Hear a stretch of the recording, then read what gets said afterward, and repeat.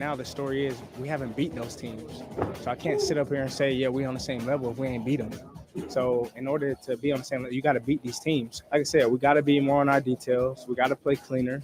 We got to start faster. The Packers are currently the NFC's 7th seed and will have to find wins on the road to advance in the playoffs. Here's more from quarterback Jordan Love. Yeah, I mean, that's going to be our reality. And, we're going to have to find ways when the playoffs start to go in those road atmospheres and win those tough games. But it's only going to get tougher for us. So we know that. We got to find ways to keep improving, keep getting better, watch the tape, find ways to improve on the slow start and just the miscues we had today and take advantage. The Packers have one more regular season game left. That will be against the Bears at Lambeau Sunday.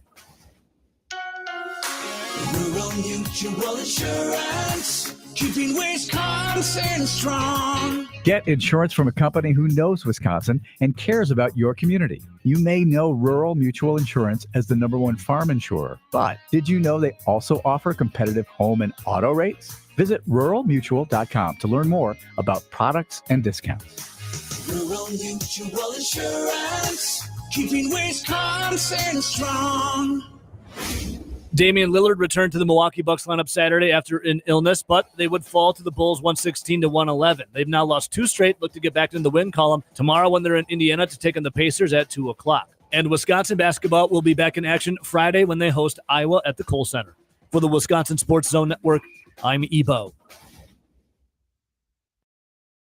To Rob's question, with having to clean up a lot of things, it seems like it's kind of a recurring theme in these big games. Is there something that's just not coming to fruition like you practice for? I love it how you guys only take, like, every game's a big game. This is the National Football League. There's a margin of error that is razor thin.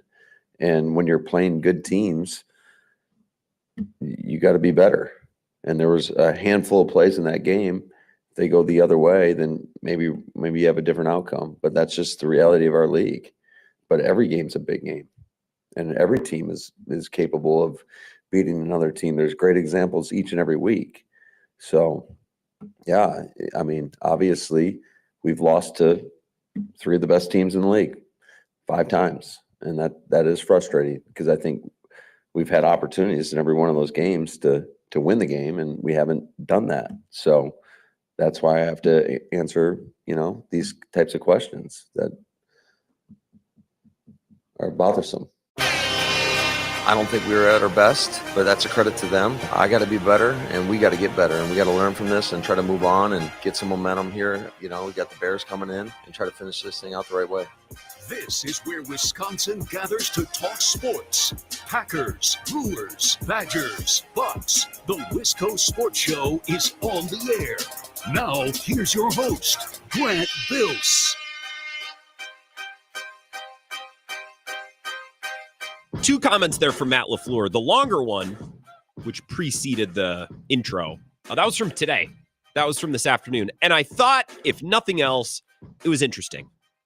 And it might seem like excuse making, might seem like coach speak. Be like, what do you mean we've lost all of our big games? They're all big. And, I think every single Sunday, any team could beat any team. I just think that was a really good bit of commentary. Now, I'm not going to act like a win over the Titans is just as impressive as a win over the Vikings. But I do get where Matt LaFleur is coming from a little bit, because I do think it is that hard to win in the NFL.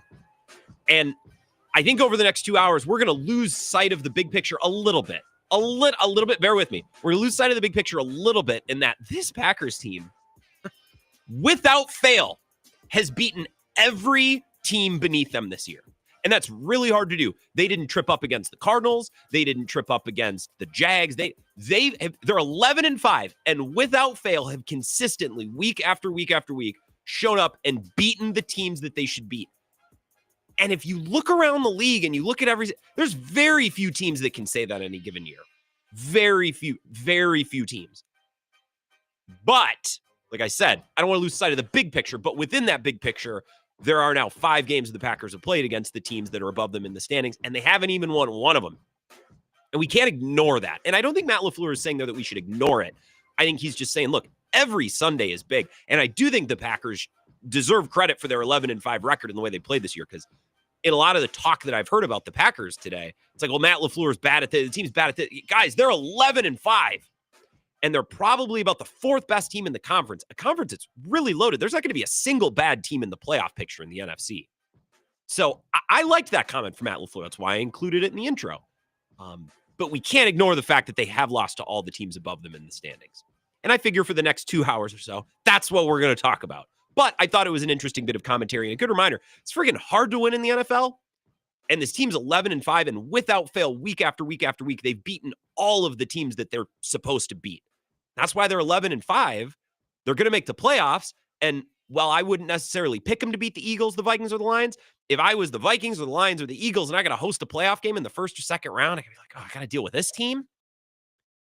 I got to deal with this Packers team. What about a crummy Saints team? Isn't a team like that normally in the playoffs? Or what about the Mitchell Trubisky, 8-8 Bears? Where's one of those teams? Right? There's not an easy out in this playoff picture. The Packers are one of those teams. But they've lost to all the teams that are better than them. And yesterday was kind of their last chance. I keep using the expression, you got to hang a pelt on the wall. Yesterday was kind of their last chance to do that, and they couldn't do it. They lost to the Vikings 27-25. So that's where we begin, and I think that's where we're going to stay for the next 2 hours. Back in studio tonight in Madison. It was fun to be on the road last week. It was really nice to meet some listeners. I'm not going to lie. I've done a lot of public speaking in my life. I played live music and done speaking engagement. I'm not speaking at the friggin' Lincoln Memorial, but lots of random public speaking things. I don't really get wigged out talking to people, but doing the show for an audience of people who are all quietly listening, it was different. It was a challenge. It was really fun. We got some listeners on at both Princeton Valley last week, in Eau Claire on Thursday, and Dean and Sue's Friday at Menominee. We were at Kai's on Monday, which was a blast and a half. Didn't have a big audience there, except for the Corvette and the truck and, the Camaro. I was in the showroom. So a really fun week last week, but really excited to be back in studio, especially tonight, because it's the day after a Packer game, and I want to take your calls. 608-321-1670. Call and text. You can comment on the live stream as well, YouTube, Facebook, and Twitter at Wisco Grant. A couple of my thoughts before we open the floodgates and we start going back and forth and sharing takes over the phone lines. Everyone is saying today that I've seen that the Packers were outcoached. I think Bill titled his live stream, Outcoached and Outclassed. Okay. Now, I am more likely than most to defend coaches because I think whether it's play calling or 4th down decision making, right? Instances in football games where we can criticize what a coach does or doesn't do, right? I think fans in those instances way too often play the results. And we act like we don't play the results, but we do. And I'm included in this mix, right? Like on a 3rd and 1. Well, if Jordan Love hands it to Josh Jacobs, runs up the middle, gets stuffed, what do we all say? Well, that's not creative. There's no creativity. That was the most predictable thing ever. But on 3rd and 1, if Jordan Love runs a bootleg and throws the ball and for it's broken up or the pass isn't completed, what are we saying? Why would you take the ball out of the hands of Josh Jacobs, right? We're always playing the result, and you might be saying, well, I don't do that, but we all kind of do. It's human nature, it's fan nature to play the results. And I don't think that's often fair to coaches or play callers. 4th down decision-making, field goal versus go for it. The Packers had 2 of those choices in the first half yesterday. One time Matt LaFleur kicked it, another time he went for it. I was fine with both instances. If he wanted to go for it and then later kick the field goal, I would have been fine with that too. You know what no one ever says about those decisions? I never hear fans say, I was fine with either, right? Or I never say fans say, well, it was the right decision, it just didn't work. We don't do that. We see the result and then we react. We play the result. Well, I don't do it. Yes, you do, because we're fans. It's what we do, okay?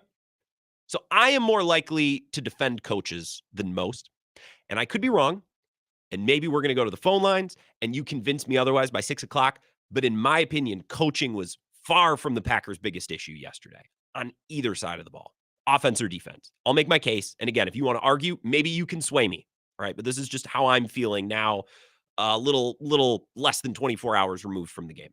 On offense, the number one thing I look for with this Packers team, and I talked about this for a solid hour on Friday's show. I'm not making this up.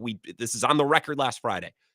What I watch for with this Packers offense right at the beginning of the game, especially if they take the ball, is the offense dialed in? Is the O-line dialed in? Are they executing? Are they hitting crisp blocks? Are they opening lanes for Josh Jacobs? Are they avoiding mistakes?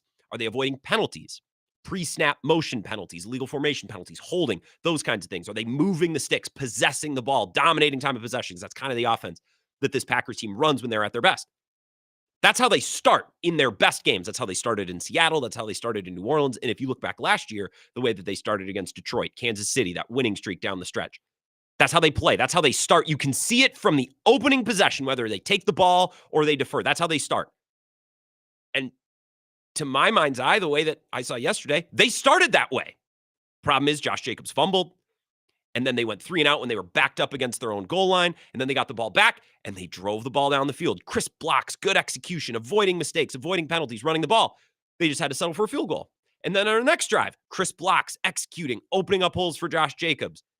And then they had to go for it on 4th down, and the ball goes off Jaden Reed's hands. Okay. This is going to be weird because I know the Packers were down 24-3, so this is going to sound weird when I say it. I don't think they started slow yesterday. They started slow against the Vikings the first time. They started slow against the Lions in Detroit a couple of weeks ago. I did not watch that game thinking yesterday, well, they started slow. I thought they were ready to rip from the jump. The plays were there to be made. Love missed a couple throws. Wide receivers came up short for making catches that were tricky, but sometimes you got to make tricky catches in the NFL. Josh Jacobs put the ball on the ground in an awful spot because they were driving to take the lead and they were moving the ball. Again, offensive line, that blocking unit. I think that's the bellwether. That's the barometer for this offense. If they show up ready to play, they're going to crisp blocks, opening lanes, avoiding mistakes. They were doing that yesterday. Problem was when the plays needed to be made in the red zone or on 4th down, they weren't made. But I don't think it was a scheme issue. I don't think it was a coaching issue. I saw players on the field who missed opportunities to make plays on offense, especially early. And I think the early part of the game is so indicative of how well this team is going to play on any given Sunday. On defense, Hafley schemed it up like I would have schemed it up. I think the apparent game plan, at least I'm watching on TV, I'm a dope. But I think the way that I watched and what I saw, I think I can glean the game plan. And the game plan made sense to me. Stop the run, which they've been doing excellently over the last month, even against subpar competition. But what I was saying on Thursday and Friday, I think the run defense, I think that's sticky. I think that will transfer over against better teams. And it did yesterday. Aaron Jones had a nice play or two. For the most part, the rushing attack of Minnesota was not the problem. They stopped the run on early downs, right? They got into 3rd and obvious passing situations. They got Sam Darnold and the Vikings offense in 3rd and 5, 3rd and 6, 3rd and 8, 3rd and 10, constantly throughout the game. They gave Rashawn Gary, Lucas Van Ness, Kenny Clark, those pass rushers. Jeff Hafley put those guys in positions to go and end a drive and get off the field, and they just couldn't do it. They just didn't get close. Darnold killed them on 3rd down. Every time they needed to convert a 3rd and 8, they converted a 3rd and 8. Every time they needed a 3rd and 9 or a 3rd and 7, Sam Darnold converted a 3rd and 9, 3rd and 7. But I think the game plan was good. Stop the run, bracket Justin Jefferson, which they did an excellent job. If you watch some of those film clips that they showed on Fox where there were 2 players on Jefferson, get Sam Darnold and the Vikings into 3rd and longer situations, 3rd and obvious passing situations. They did a great job of that. Their pass rushers just needed to go make a play, or a player in the secondary needed to make a play on the ball. Neither happened. But I think the game plan and the way that it was called from Jeff Hafley, that's how I would have called it too. With his personnel against this Vikings personnel, I thought the game plan made sense. Just like I thought the offensive game plan made sense, and they showed up ready to execute it. They just didn't make plays when they needed to be made. And that's my big picture takeaway from yesterday. The Vikings players made plays, and the Packers players didn't. Sometimes this game isn't complicated. Sometimes you got to get into officiating, and you got to get into a 4th down decision or a field goal decision. You got to all these different things, time management, end to half. We could get into all that stuff, and I'm sure that we will because it's a 2-hour talk show, and that's why sports radio is fun. We're going to get into all that stuff. But I think yesterday's game is so simple. The Vikings' good players made plays when they needed to be made over and over and over again, and the Packers players didn't. I think it's very simple. And Matt LaFleur wasn't perfect. We're going to nitpick. But there were so many opportunities for Packers players on offense, Jordan Love included. I'm not excluding him from this. I thought he played one of his worst games of the year yesterday. And I don't know. His QBR, his stat, numbers really don't do. I watched the game and we react to the game. I don't know what the numbers say. That was about as underwhelmed as I've been by Jordan Love in a game in 2024. I thought there were opportunities for the offense to make plays. They didn't. I thought there were lots of opportunities. That's exactly how I would have wanted the Packers defense to situate themselves. Get Sam Darnold in 3rd and obvious passing situations and see if you can go rattle him and get off the field. You just couldn't do it. There were plays to be made, lots of opportunities. The scheme, the script went exactly like I would have wanted it to go. The plays just weren't made. At least not until late in the 4th quarter. But by then, I think the game was basically decided. And if you're listening, you're like, Grant, there were no play. The defense, the coaching, the Matt LaFleur, like, what do you mean? This is what Jordan Love said after the game. Don't listen to me. Listen to Jordan Love. Jordan Love was asked, what was the difference between the first half, or really the first 3 quarters-ish, And the end of the game, what changed? This is Jordan Love. Listen to him. Just making plays, you know, something that we weren't doing in the first half. You know, we started going tempo and just getting on the ball. And, you know, I think at that point, too, the defense is playing a little softer, things like that. But we just started making plays, staying on the field, and getting some momentum going. I don't think the defense was playing softer, actually. I think Brian Flores blitzed more as the game went along. So it's not like they were going against a prevent defense. I agree with Jordan Love. They didn't make any plays for the first 2.5 quarters. Do you notice?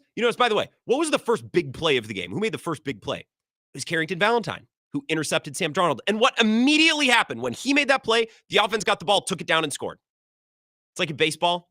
Home runs are contagious or hitting is contagious. Playmaking in football can be contagious. The first big play that anybody made, wide receiver, pass rusher, defensive back, quarterback, the first big play that was made was Carrington Valentine intercepting a ball. And it immediately led to the offense taking the field and scoring.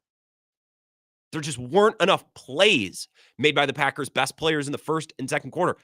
I think the coaching was fine. And I know people are like, well, Matt LaFleur, you can't win big game. Well, Matt LaFleur, he's whiny at half. Matt LaFleur is not near the top of my list yesterday. Some games he is. Some games I'm like, I didn't really love what the whole game plan. I think he was missed on the game plan. Should have featured this player more. Should have done more of that. There were plays to be made. Both sides of the ball. Lots of plays were there to be made, and they just didn't make them. And Vikings players did over and over and over again. And that's why the Packers lost yesterday. Now, you could disagree. In fact, it would be fun if you disagree. Let's take some calls. Let's take a break. We'll come back. 608-321-1670. If you're on hold, I promise I will get to you within 10 seconds of getting back from this commercial break. Just give me 3 minutes. This is the Wisco Sports Show with Grant Bills on the Wisconsin Sports Zone Radio Network.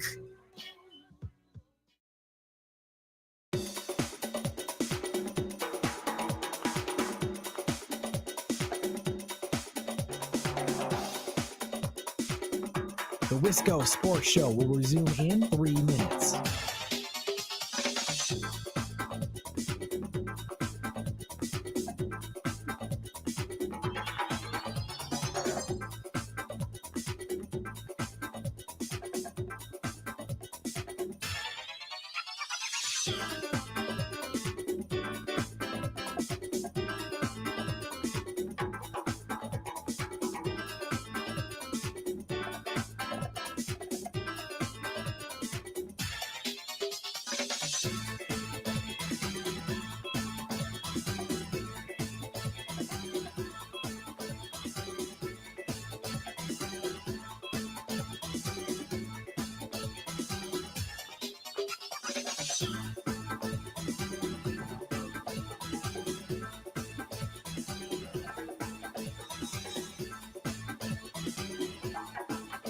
The Wisco Sports Show will resume in 2 minutes.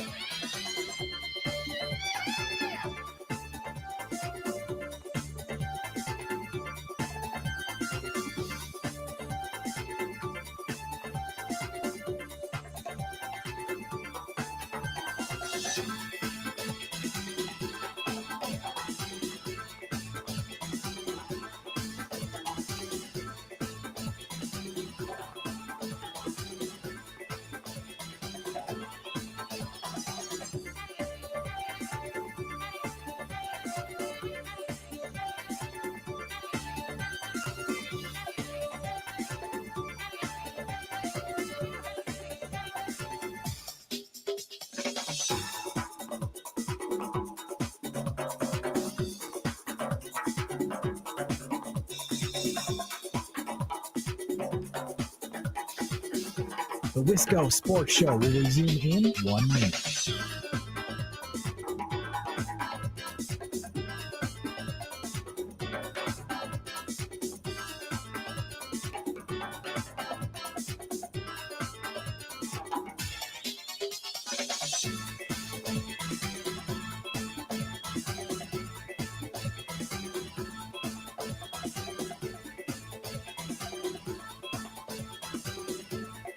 The Wisco Sports Show will resume in 30 seconds.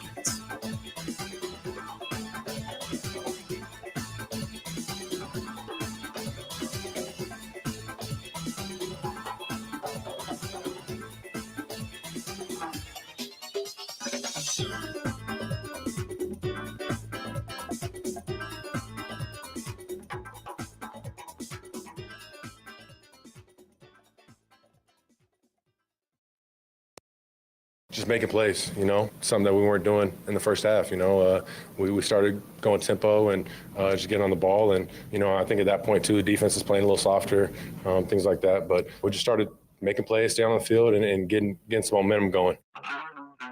That's Jordan Love after the game last night. I'll play that cut again because I think it hits the nail on the head and it helps me make my point, more importantly. I thought last night was about players making plays.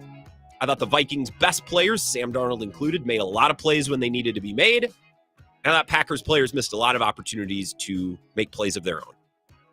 Now, if you want to nitpick Matt LaFleur, you want to nitpick Jeff Hafley, that's fine. That's what Sports Talk Radio is for, and we're going to take your calls here in just a second. But I saw a lot of people talking about on the internet and on Sports Talk Radio today in Wisconsin. They were out-coached. Maybe slightly, but that was not – I didn't walk away from last night's game thinking, man, Matt LaFleur wasn't close to good enough. They showed up. They were ready. Offensive line was firing. They were blocking. They were moving the ball. They looked like they usually look when they start games fast, and when they start games fast, they typically win. There's just a lot of plays left out on the field until the second half when the game was not over, but mostly over. Felt over. 608-321-1670 to your calls as promised. Wisco Sports Show. Who's this? Denny from Holman. Denny from Holman. I'm sorry we couldn't get you on Bill's show earlier today. We had loaded phone lines, but selfishly, I'm happy you're here. Yeah. I know you tried. I tried to get you on, but it was busy. Mike from New York made it on before I did. I just couldn't wait no more. Well, he called first, to be fair. It's not an East Coast bias. We just go in order of the time you guys call. I'm sorry, Denny. Oh, no, it's cool. So I went to the game Monday night against the Saints, okay? Mm-hmm. And I didn't think Love looked that sharp Monday night already. No. Nope. He was missing. Sure, they didn't get no sacks. You know why? Because he's throwing the ball away. Yeah. He just does not like to get sacked. So he throws it in the ground. He's been protected well. He's been protected really well. The offensive line has played well. And I actually thought the O-line played pretty well yesterday. They missed some assignments. They made some mistakes in the third quarter, but they were down 17 points. So Flores is going to, they're all going to pin their ears back. Of course, it's going to get harder to block when you're down 17 points and they come after you because you can't threaten with the run game. What I didn't understand is with Van Ginkel and everybody blitzing as much as they were, it's like, why didn't we go into no huddle offense? Try to change the tempo up, do something. I wish they would do that a little bit more often, but when they're playing well, they're possessing the ball and they're methodical and they're, landing big punches in the running game. So I don't know. This is classic fan, and I do it too, Denny, where it's like, well, why didn't they go up tempo? But then when they play their best, they're going slow. It's tough. And that play where Jacobs carried 4 guys in the end zone, that was amazing. He's a stud, man. Even though it didn't count, you know. But anyway, the fumble killed him. Right. And Reed, I don't think Bill said he's missing a lot of balls, but I tell you, Monday night he had 6 catches for 70, 83 yards. He had a touchdown. I thought the kid's doing good, but that's just my opinion on it. I think Reed is solid. Thank you, Denny. I just got to move along. We got a lot of calls. 30 seconds on Jaden Reed, and then I'll get back to the calls. Jaden Reed is talked about by Packers reporters and Packers fans. He's a budding star. We got to get him the ball. Okay, I think he's really good too. Man drops a lot of balls. He's 5th in the NFL in dropped passes. He's got 8. He's behind Dontavian Wicks, Cortland Sutton, Malik Neighbors, and Amari Cooper. He's got a lower target rate than a couple of those guys. Malik Neighbors gets 30% of the targets in the Giants offense. Cortland Sutton gets 24% in Denver's offense. Jaden Reed gets 16%. So he's dropping passes at a really, really high clip. And a lot of them, Christian Watson, he dropped it, a deep bomb that was 50 yards in the air, 30 yards up high, right? That's a tough catch. A lot of these for Jaden Reed, they're right over the middle. It hit him in both hands. Oh, well, yeah, it wasn't a great throw by Love. Oh, okay, sure, it wasn't a great throw by Love. But you know what? When the Vikings needed one more first down to end the game last night, and Sam Darnold kind of threw it at Cam Akers' feet, he picked it. He squeezed it. That ended the game. It's the type of plays that I'm talking about, types of plays that Vikings players made yesterday that Packers players didn't. I think Jaden Reed is excellent, and he's a player that must be featured. But I just don't want Packers fans, let's not have a double standard here. We love to yell about how Christian Watson drops passes and Dontavian Wicks can't catch. Jaden Reed's right there with him. So I just want to make sure we're being fair. That's all. That 4th down drop by Jaden Reed killed them early on. So did the fumble by Jacobs, but, different situations. We got to talk about them both. 608-321-1670. Wisco Sports Show. Who's this? Happy Monday. Vagabond Monday. John. Hey, how'd you get so dang smart, man? What are you talking Sending about? coaches? What are you talking about? Oh, are you complimenting me? Coaches? There are games. Look, Vagabond John, it's not like coaches are always exempt. I think there are games where a coach has a game plan, he tries to do it, and I'm like, nah, I don't think that was the right move this week. But I thought the Packers showed up. They were firing off the ball. They looked ready to go, and the guys just didn't make plays. That's not on Matt LaFleur. I couldn't agree with you more. And I think the players, like you mentioned, the redrop on fourth down, there's missed tackles, right? There's blown coverages. I think the touchdown miscommunication between the corner and Xavier McKinney, the wide open one deep in the end zone. Yep. So players are not executing well. And I don't know, man. I'm excited for the playoffs. I think it's the NFL. Anytime you get into the playoffs, you have a chance to do something special and get on a run and get lucky. Every single person that's paid in the NFL is pretty elite at what they do, right? Every single coach that's calling plays is elite at calling football plays. Every single quarterback that takes a snap in the NFL is a damn good quarterback, right? Like, everybody's elite. You get in and you got a chance. Man, this team, this year, it's just not winning a single game. You look back at last year, you beat Kansas City and Mahomes. Mm-hmm. You're pretty healthy. Right? You beat a healthy Detroit Lions at Detroit. I think Detroit's better this year than they were last year, but yes, they did. Yep. I mean, Detroit was one or two plays away from the Super Bowl last year, right? I mean, it's who knows how their season's going to end this year with the injuries and whatnot, but I don't know. I think with the injuries this year, I disagree with that specific point. But moving along, I don't know if you saw my tweet yesterday. Got a little traction. I did. But I did just want to, as the conductor of the Joe Barry hype train, I had to bring it up. Over the last 3 seasons, or under the 3 seasons of Joe Barry, when the Packers scored 25 or more points, they won every single time except for 3 times. They had 3 total losses. Bear with me. When the Packers scored 25 points, they win the freaking game. 3 times under Joe Barry over 3 years, and like 2 of them happened the first year and 1 in the last. Under Jeff Hafley, we have now had 4 such games. So there's 2 things I want to say, and I'll hang up and listen. I know your lines are probably jammed. Go ahead. First is, that's a big difference. That's a big difference, right? We're losing games when the Packers are scoring quite a few points. Second thing is, Packer fans, this is exactly what you asked for. You cared all year long last year. I heard it all year long. You cared more about beating bad teams than you did about beating good teams. And think Jeff Hafley is a damn good coordinator, right? I think I've been giving him his roses. I think that he has a lot to learn when he's going against elite offensive coordinators and elite offensive play calls. And I think for this team with this specific Super Bowl window, I still to this day believe they would have a better chance at beating these elite teams with Joe Barry. That's my case. I think they're running. Okay, so I saw your tweet about that. Well, this is what Packers fans wanted. You wanted to beat bad teams, right? The idea being that Joe Barry was bad against, Tommy DeVito and Bryce Young last year, right? Like I think that's a gross misrepresentation of what Packers fans were saying last year, Vagabond John. And I was kind of dreading that because I figured you would bring that up. I saw you tweet it. I think I don't accept that point. I think you're misrepresenting what Packers fans, at least smart one, in my opinion, were saying last year. I think Jeff Hafley schemed the defense yesterday exactly like he should have. We're going to bracket Justin Jefferson. We're going to do our best to stop the run, which they've done an outstanding job stopping the run the last 2 months. And I said last week and the week before, look, I know it's the Saints. And I know the defense looks awesome against these bad teams. I don't know that they're going to be able to play at an elite level against good offenses, but I feel pretty confident that they're going to keep stopping the run. And they did that yesterday.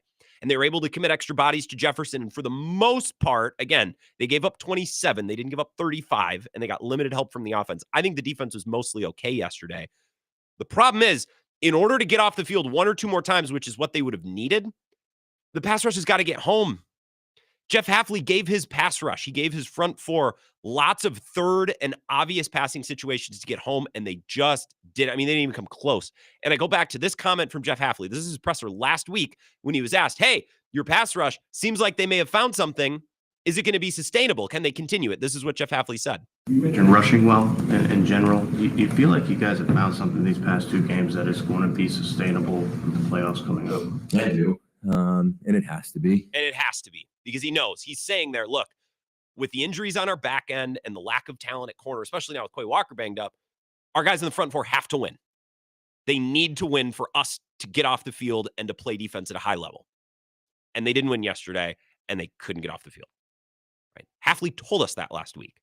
They had lots of opportunities for Gary and Kenny Clark and Van Ness and Enigbari and all those guys to get home. Christian Darrisaw's not there. They got a backup left tackle, and the interior of that line is not very good. Brian O'Neill's a great tackle, but there should have been opportunities. There were lots of opportunities for those guys to get after Sam Darnold and get off the field. They couldn't do it. And Halfley told us last week, yeah, they're going to have to get home for us to play. And he was right because we saw what happens when they don't get home last night. And that Sam Darnold or any high-level quarterback is just going to eat you alive on third down over and over and over again. 608-321-1670, Wisco Sports Show. Who's this? Hey, Grant. Tony from Texas here. Hey, Tony. How you doing? Hey, Grant, we agree totally. We're on the same page here. So let's look at the Packers' top 5 players in offense. Top of your head, give me your top 5 guys in offense that make the biggest impact. Kraft, Dobbs. Well, Jacobs won. Kraft, Dobbs. Love is the quarterback. Probably Reed. Probably Reed next. Yeah. All right, we got the same 5. Okay. We got the same 5 guys. You could say Zach Tom, but I don't think that's the exercise here. Like, you could say an offensive lineman, but those are the weapons. Those are the playmakers. Let's look at our top 5 guys. We'll go with the running back, Jacobs. And by the way, Denny, that run was one of the coolest runs that never counted. Awesome. Yeah. But awesome run. But he fumbled 3 points away. Mm-hmm. Jacobs, I give him about a C-, maybe a D. Yeah. Jordan Love, I give him about a D. Yep. Jaden Reed, F. Yeah. Tucker Kraft, I don't know. I thought for the opportunities that he got, I thought he made all the plays when the ball came his way. They just didn't. But we don't know what's going on when. Why are there no opportunities? Sure. We don't know that. Maybe he's not getting open. Maybe he's not in the right spot. Yeah, absolutely. That's fair. Romeo Dobbs, C+ or so. Look at the Vikings. Who are their top 5 guys? Darnold, Jefferson. Was awesome. Addison. Was awesome. Aaron was awesome. Jones. Jaden Naylor. Hawkinson. Jalen Naylor. Yep.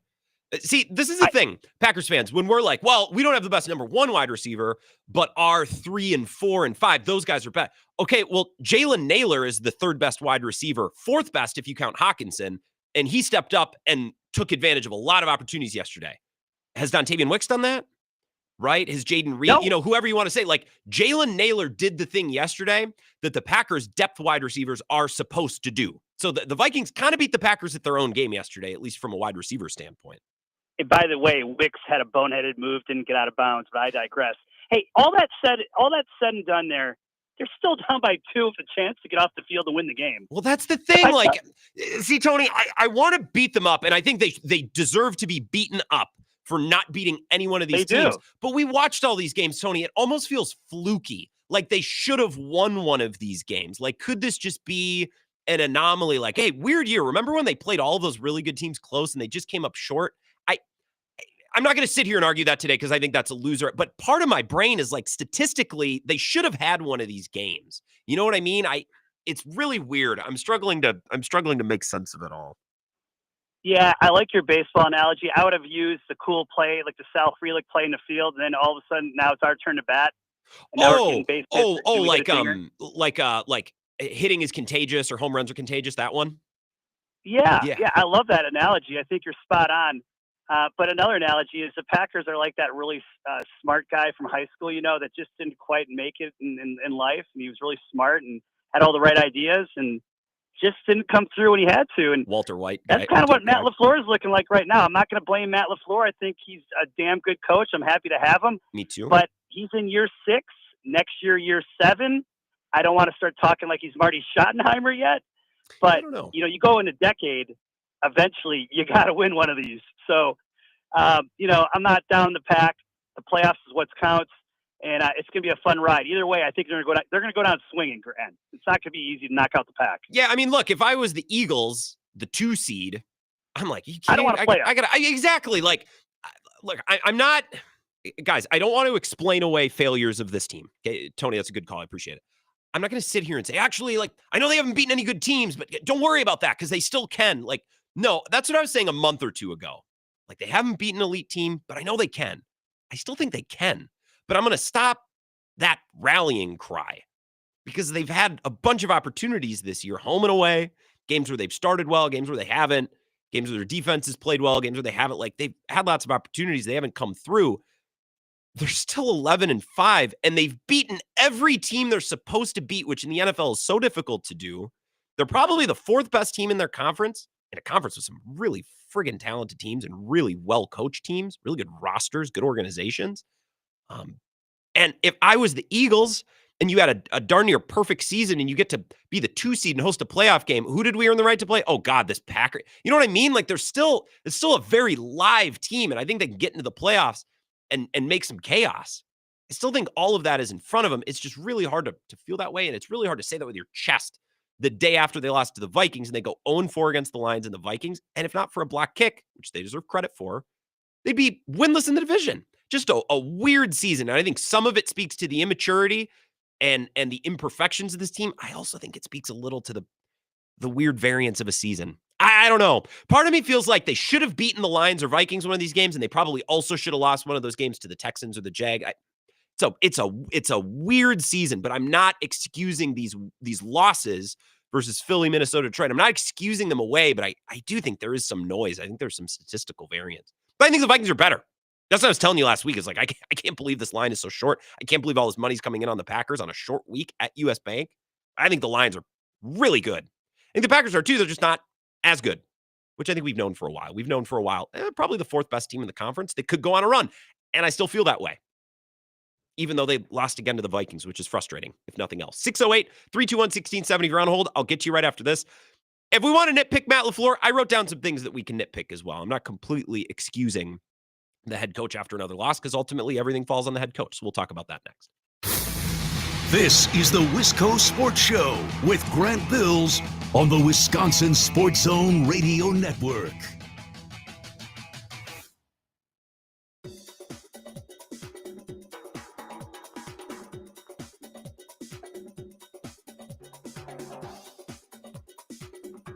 The Wisco Sports Show will resume in 5 minutes.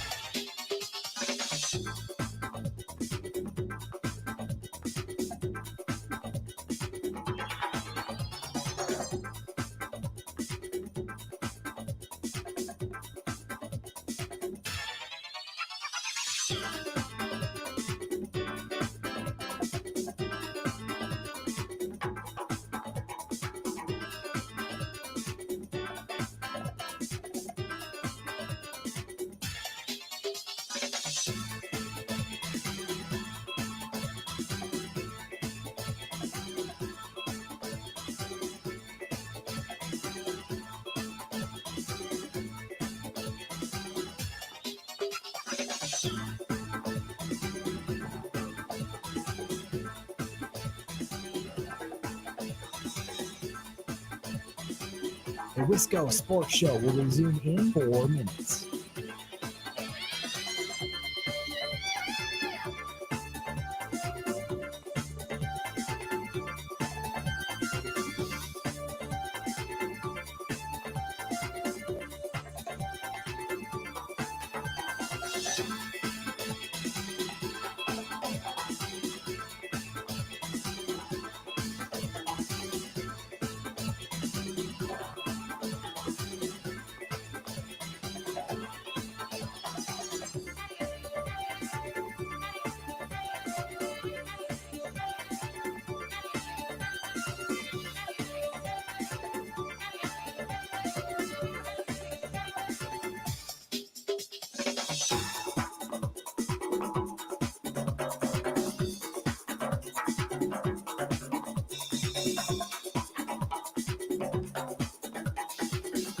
The Wisco Sports Show will resume in 3 minutes.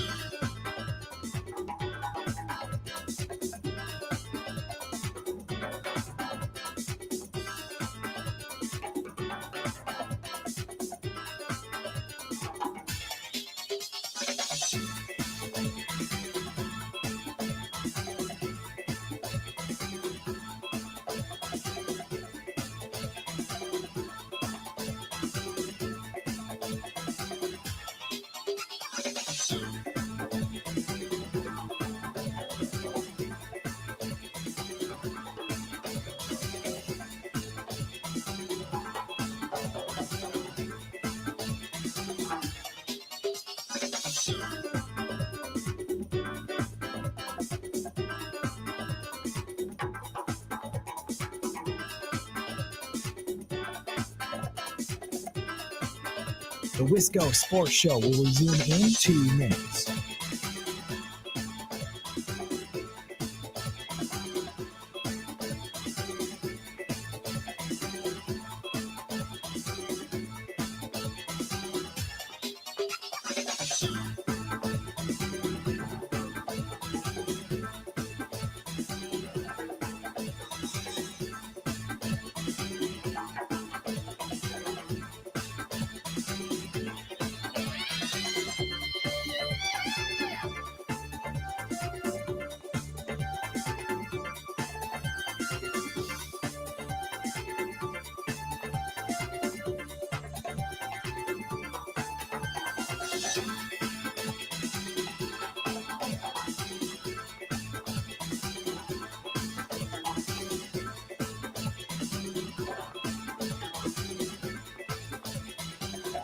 The Wisco Sports Show will resume in 1 minute.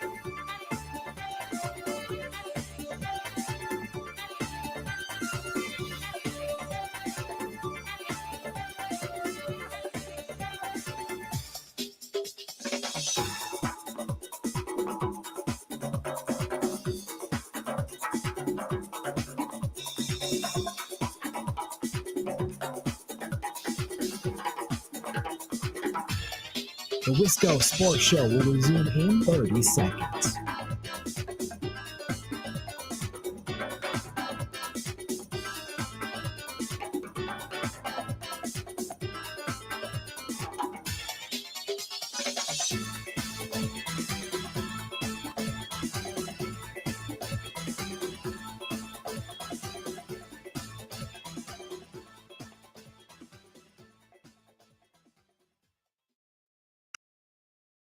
There's any chance you'll have Jair at all the rest of the season?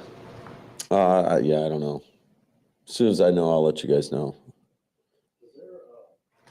Like a difference of opinion between what he thinks his health is and what you guys think it is? Yeah, I can't really get into all that. I do know that he's been dealing with swelling, and he doesn't feel right to go out there and play. There we go. Little new nugget on Jair Alexander. That was from today's presser. And I don't know why the Jair Alexander stuff kind of came to a head last Thursday and Friday. But it seemed like all Packers beat reporters and everybody just started writing about it. Like, today is the Jair Alexander day. What's going on with Jair? And I saw Matt Schneidman, who I really like. I like his work. I like following him. No problem with Matt Schneidman. I saw him tweet back at a Packers fan for suggesting that there was something going on with Jair. And Matt kind of poo-pooed it. And I replied, I'm like, hey, man, it's kind of weird. And we haven't really heard anything. And I don't know that the Packers beat have really banged Matt LaFleur over the head to try to get information. And that went over on Twitter like a fart in church. It was like, well, why should they push Matt LaFleur to get it? Because that's journalism. That's journalism. And of course, it's more complicated than that, because if you're on the Packers beat, you have to maintain relationships and you want to push people for information, but you can't push them too far, because I understand that. It's a really hard job. But I had another person reply, and I think it was I don't remember who it was. I think it was either a Pack-A-Day person or a Cheesehead TV person. It's like, well, what do you want the beat to do? You want them to waterboard Matt LaFleur to get information? Journalistically, yeah, that's what you're supposed to do. Keep asking questions. Ask questions that he needs to refuse an answer to. Word the questions differently to try to get anything. And today we learn he didn't speak on a difference of medical opinion. I thought that was a good question. Is there some disconnect? And we kind of thought this about Bakhtiari forever. It's is there some disconnect? Do you guys think he's healthy, but he doesn't feel right yet? And Matt LaFleur kind of poo-pooed that, but he said, I know he's been dealing with some swelling. There we go.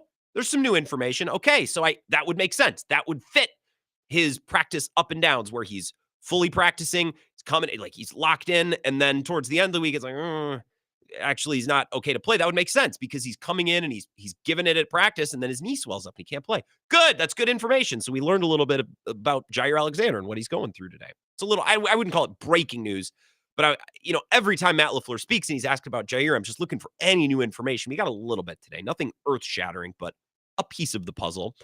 Badger Tom is on hold, so we're going to take his call. And then for the crowd, for those of you who are real ticked at Matt LaFleur today, and you're like, they got out-coached. Okay, well, I wrote down some things. I wrote down some things that I thought LaFleur could have done better. As I began the show and I've talked about for the first half hour, I don't think coaching was the problem. There were lots of plays to be made by players. They just didn't make them. Vikings players, they made plays. Packers players, not so much. But it's Sports Talk Radio, so we're going to nitpick everything. And I have some nits to pick with Matt LaFleur. But first, we're going to take this call from Badger Tom. 608-321-1670. Badger Tom, good evening. How are you? Hey, how you doing there, buddy? I'm doing good. It's been a while. Well, we got back into town about an hour ago from the game. Oh, you're up in the We were cities? up there. Yeah, we were up in the cities. We went to the game. I'm disabled, and my wife is too. And, we paid big bucks for these tickets. Mm-hmm. The Packers came out, they were flat. You think so? We were 20 rows away from them. When you say, what do you mean by flat? What do you describe it to me? No energy. Okay. The coaching, the first half, it was bad. It sucked. But it seemed like after the second half, after halftime, sure, something changed and they played better. Why do we always have to go through this? Is what's so frustrating. And Love sucked. He didn't look good at all. It was probably his worst game of the year. Here's the thing. When the Packers have come out flat, Tom, and I'll kind of reiterate for those who have joined the show since the beginning, and I talked about this on Friday. When the Packers come out flat, you normally see it early. Their offensive line isn't firing off the ball. They're not hitting their blocks. It's not crisp. They're not getting Josh Jacobs rolling. And we kind of saw that in the game in Detroit a couple weeks ago, right? They were overwhelmed early. The Packers kind of running unit, whether it's O-linemen, tight ends, wide receivers, or blocking. They were moving the ball early on. They were blocking. They had everything sealed up. There were no penalties. There were no negative plays. They just couldn't pick up a fourth down. Josh Jacobs fumbled. Saying there was no energy, that it was flat. You were in the building. I can't dispute that. I wasn't there. That's interesting. That's the first person I've heard say anything like that.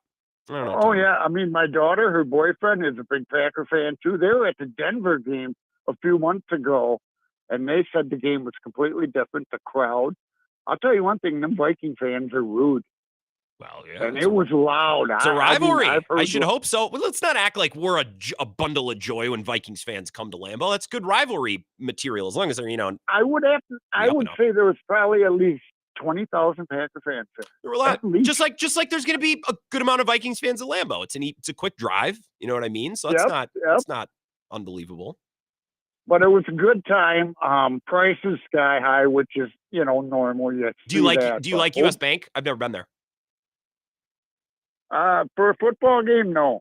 Personally, I'd rather be at Lambeau Field, outside field. I've been to Lambeau a lot. Because that's a football stadium. US Bank is a brilliant stadium, right? And especially in this northern climates, Tom, everyone's like, well, when you build a winterized stadium like that, you can host other events. And I think that's great. But my clapback is football's the only thing that matters in Green Bay. We don't need those concerts. We don't need those musicals. We don't need no stinking Disney on ice. It's Lambeau Field, damn it. We play football there. The funny thing, there was a concert right after the show.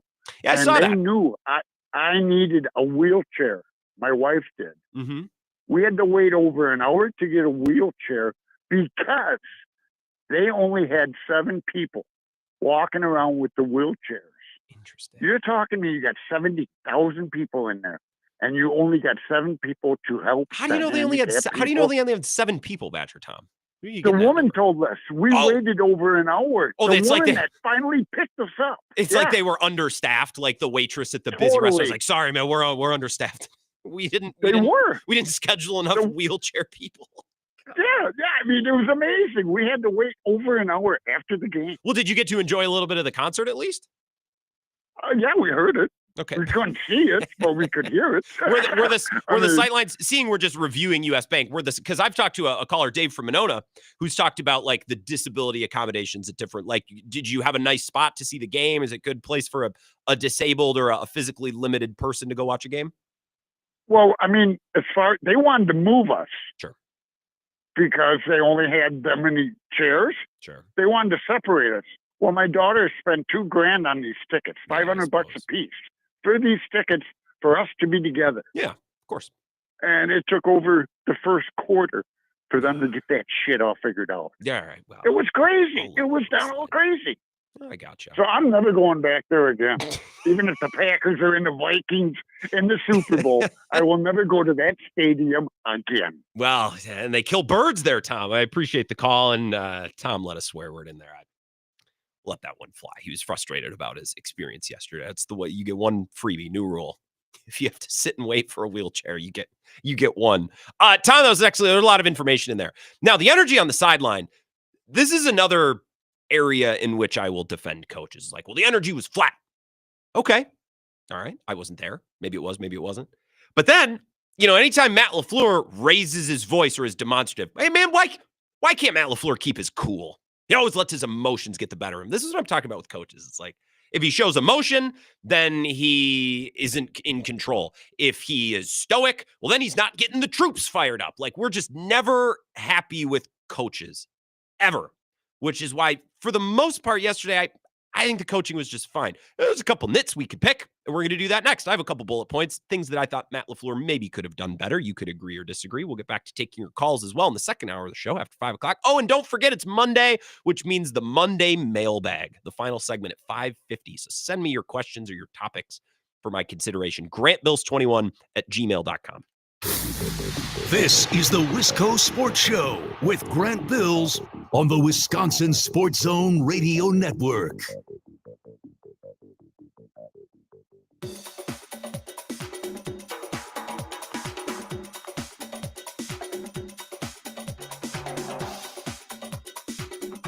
The Wisco Sports Show will resume in 3 minutes.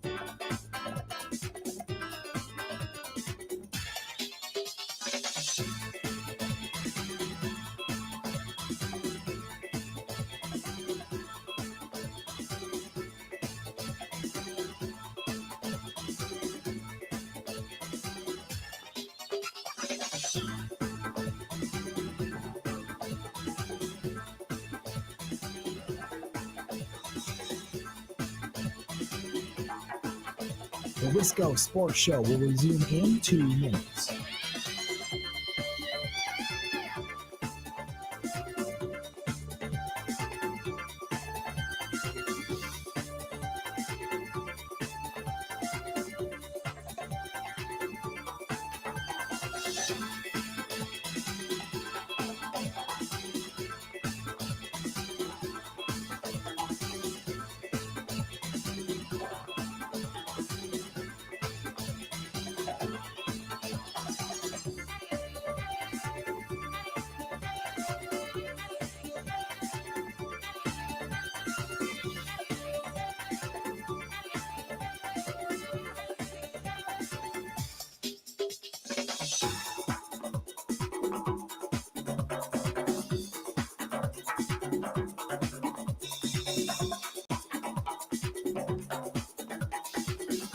The Wisco Sports Show will resume in 1 minute.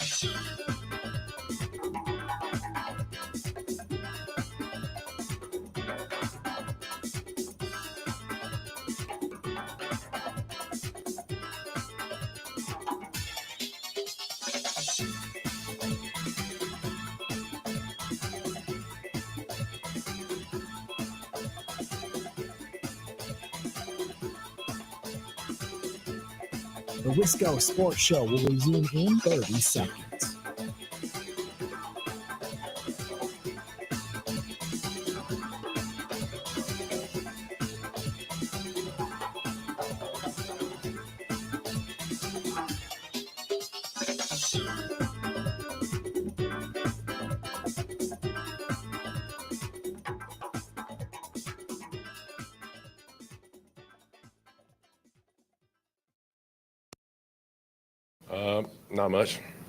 Not much. Just got to come out there and when we play these teams, it comes down to execution and making plays.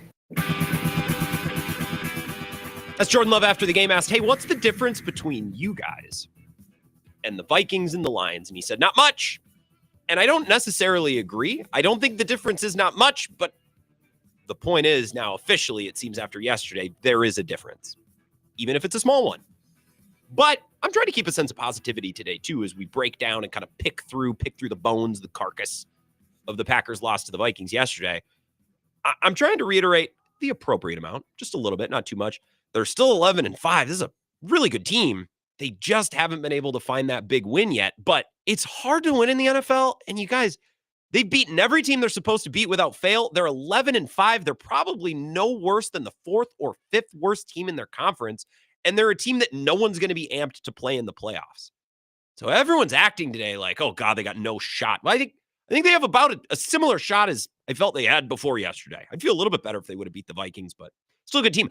I am not losing my mind over coaching. I've seen a lot of people today. Well, they got out-coached. Yeah, Matt LaFleur maybe could have done a couple of things better. I think it was mostly on the players not making plays. Vikings players made plays. Packers players didn't. But a couple of things, a couple of nitpicks I wrote down about Matt LaFleur. If we want to nitpick the guy, and I think that's fair, Sports Talk Radio. Matt LaFleur said after the game, I was surprised at all the man coverage they played. And I will actually play you the full comment because it's a little bit more complicated, a little bit more, I guess, what's the word I'm looking for? Nuanced. There it is. It's a little bit more nuanced than, man, they played a lot of man. I didn't expect that. Here's Matt LaFleur saying, the Vikings did some things that we weren't necessarily expecting. Credit to them. They came out, played a little bit more man than we were anticipating. They had shown that a couple games. Didn't think we'd get it. So I think that's part to our slow start is, we got to be able to adjust quicker and have some plays in there that can attack that coverage. And that falls squarely on my shoulders. So number one, as I keep saying, I don't think they started slow per se. They didn't score points in the first half, but their offense showed up in a way that it didn't against Detroit. Detroit, they looked overwhelmed. They couldn't block. They couldn't open running lanes. There were penalties. They were crisp. They were concise. They were hitting blocks. They were executing. It just wasn't converting into points because of a Josh Jacobs fumble, because of a Jaden Reed drop that also wasn't a great throw by Love. It can be both.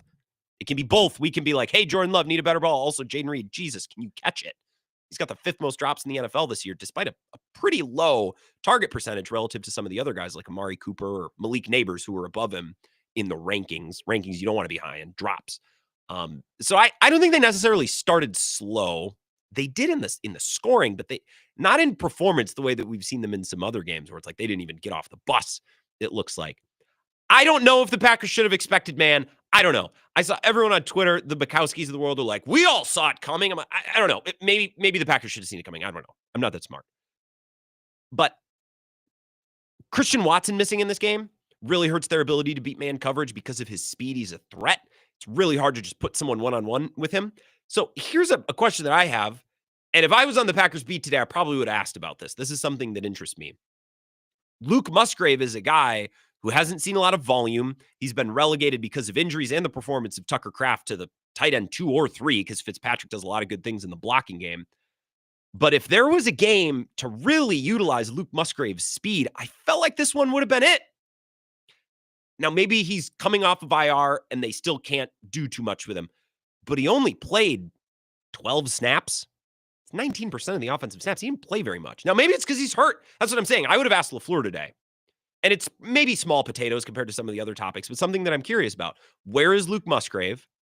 Is he back to 100%? Do you guys feel that you can only play him about 20% of the snaps? Because his speed, even if he's not catching a lot of passes, that's the thing. He wouldn't have needed to catch 10 balls yesterday. Just his speed opening things up against physical man coverage. I thought that was a button that could have been pushed. Now, maybe he's not healthy, or maybe, and this happens in sports, maybe he's just not that good. Like, where's Teron Hopper? Well, maybe he's not that good. You know, in baseball, why don't they give this guy a shot? I don't know. Maybe he's not that good. But when we don't see the player, well, of course, he's great. They're just not using him. Maybe he's not good. Maybe he's not healthy. I don't know. That was one thing for Matt LaFleur. I'll talk about another one when we come back. I think the shortcomings of the coaching are minimal, but they're being misframed. I'll explain next. 2 minutes.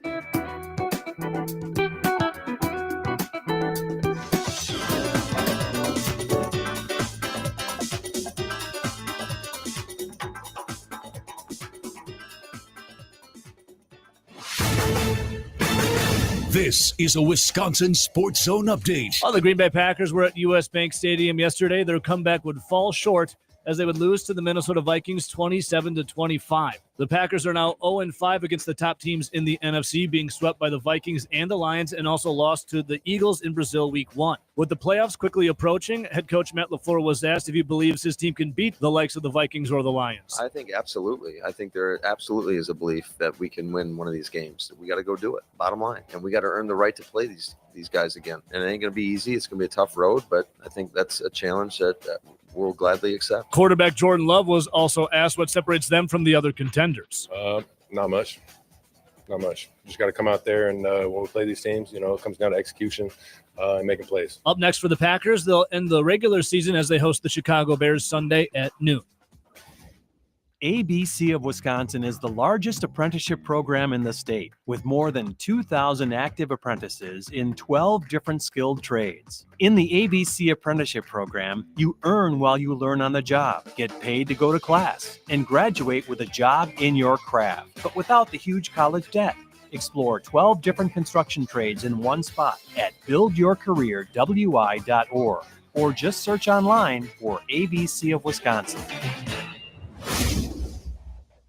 Veteran left-hander Wade Miley is recovering from a Tommy John surgery that he underwent last May. Currently a free agent, Miley said he wants to remain on the mound as a big league starter for the Milwaukee Brewers, who just declined their team option on him. To the Bucks, they sit sixth in the Eastern Conference with a record of 16-14. They'll get back on the court tomorrow as they're in Indiana to face the Pacers for a 2:00 tip. And finally, Wisconsin basketball still on winter break. They'll take on Iowa this Friday at the Kohl Center. For the Wisconsin Sports Zone Network, I'm Ebo. To Rob's question, with having to clean up a lot of things, it seems like it's kind of a recurring theme in these big games. Is there something that's just not coming to fruition like you practice for? I love it how you guys only take every game's a big game. This is the National Football League. There's a margin of error that is razor thin. And when you're playing good teams, you got to be better. And there was a handful of plays in that game. If they go the other way, then maybe you have a different outcome. But that's just the reality of our league. But every game's a big game. And every team is capable of beating another team. There's great examples each and every week. So, yeah, I mean, obviously, we've lost to three of the best teams in the league 5 times. And that is frustrating because I think we've had opportunities in every one of those games to win the game, and we haven't done that. So that's why I have to answer, these types of questions that are bothersome. I don't think we were at our best, but that's a credit to them. I got to be better, and we got to get better, and we got to learn from this and try to move on and get some momentum here. We got the Bears coming in and try to finish this thing out the right way. This is where Wisconsin gathers to talk sports. Packers, Brewers, Badgers, Bucks. The Wisco Sports Show is on the air. Now, here's your host, Grant Bills. I like that long comment from Matt LaFleur. I put that in the intro. It's from his presser earlier today because I think it's interesting.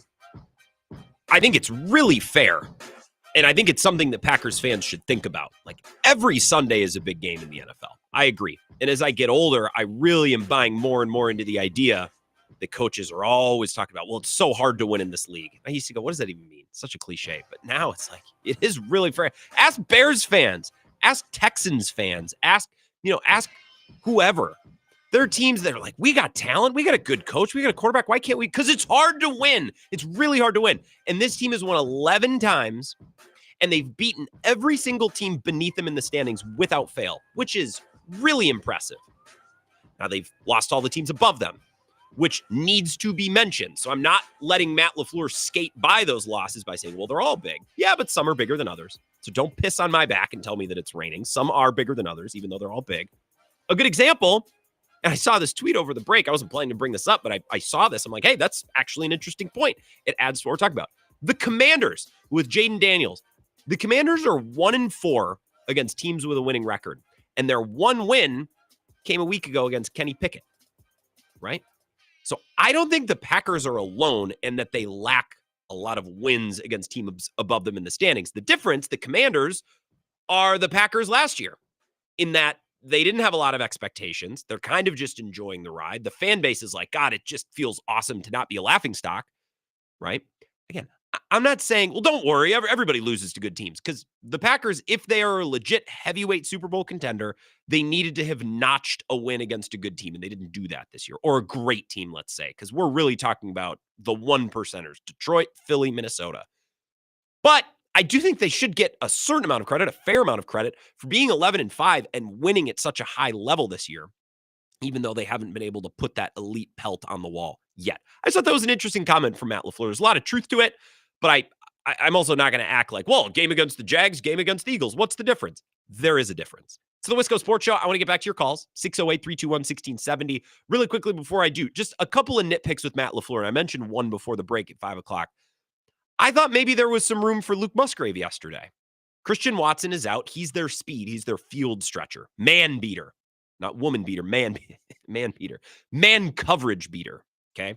He can get upfield fast. He's difficult to cover in man coverage with only one guy. You need to give extra bodies or cover him with a zone, right? Because he's so fast and so dangerous. Well, he wasn't out there yesterday. So you're left with Dobbs and Wicks and Reed, who are good players, but you probably beat them up on the line of scrimmage. You can guard them a little closer because those guys aren't going to blow by you the same way that Christian Watson can. Well, Luke Musgrave has not really been a high-volume receiver. He hasn't played a ton because he's been injured, but also because Tucker Kraft has been great. But what's the one thing that Luke Musgrave can do that Tucker Kraft can't, that Fitzpatrick can't, that Wicks, Reed, Dobbs, Heath, none of these guys can do? He's fast. Luke Musgrave is really, really, really fast. So maybe he's just coming back from injury, and they're feeling the need to limit him. He only played 20% of the snaps, 19% of the snaps yesterday. And man, if there was ever a game where it's like, we could use you just running fast. You don't even need to catch a lot of passes. Heck, maybe you don't need to catch any passes. You just need to be out there as a threat. If there was ever a game for Luke Musgrave like that, it was yesterday. And maybe he's just not healthy, or, guys, maybe he's just not that good, right? I want to be completely fair and say he could just be coming back from injury. Of course. Maybe he is healthy, and he's just not that great. Like, the Packers don't trust him to do all that much. That could be a possibility as well. But I thought his skill set could have been utilized yesterday. Maybe he's hurt. Maybe he's not good. I don't know. Just something worth mentioning. I also think for all of the criticism of Matt LaFleur today, and I've explained for the first hour of the show, I think a lot of it's unfounded. It was about Packers players that had opportunities to make plays and didn't on both sides. But a lot of people talked about, well, Matt LaFleur didn't have them ready to play, right? They started slow. I don't think they started slow. I think they didn't execute. They were moving the ball. They were firing up the blocking. They looked like the version of the Packers you see at the beginning of a good game. We're going to take the ball. We're going to run it down your throat. We're going to avoid negative plays. We're going to fire off the O-line. Like, all that was working, but there was a fumble, and then there was a failure on fourth down, and then they settled for a field goal. If there's criticism of Matt LaFleur, I don't think it's about a slow start. I think it's about his inability to adjust over the course of the game. I thought Brian Flores made some tweaks and put his foot down on the gas pedal a little bit as the game went on. In fact, I thought the Packers offense looked pretty good in the first quarter, despite not scoring. Does that make sense? You can understand that, like, the offense can move the ball and they can be executing without scoring a lot of points. That was not the case in the third quarter. Like, I thought Brian Flores put some clamps down in the third quarter, and the offense looked its worst in the third quarter. Not in the first quarter, but in the third quarter. This is all eye test. No idea what the stats are behind it. I'm just telling you what I saw when I watched yesterday. And to me, that shows a little bit of a lack of adjustment from Matt LaFleur and his staff, and from Jordan Love too. A lot of the O-line mistakes, the penalties, came in the third quarter when they were down 17, so Flores could just turn the dogs loose, go rush, get after them. Of course they're going to miss more blocks. Of course they're going to be a little... all the pass rushers pin their ears back. There's no threat of running the ball. So my issue with Matt LaFleur would not be a slow start. It would be the inability to adjust a little bit. As Brian Flores, I think, found some buttons and some levers to push and pull as the game went on. I think Matt LaFleur, he kind of stayed static. And that's why I think the offense really kind of cratered in the third quarter, not in the first quarter. Actually, I thought they did a lot of good things at the start of the game. Just didn't result in points, which is a problem, of course, but it's a problem not of coaching. It's a problem of players not making plays. 608-321-1670. Back to your phone calls. Very busy show. First time we've been able to take calls in a week, and it's after a very frustrating loss that a lot of Packers fans want to talk about. So I want to take your calls. Wisco Sports Show. Who's this? Hey, Grant. This is Jake from Fitchburg. Hey, Jake. What's going on down in Fitchburg? Oh, not too much. I love all of your takes. They're very similar to things that I've been thinking.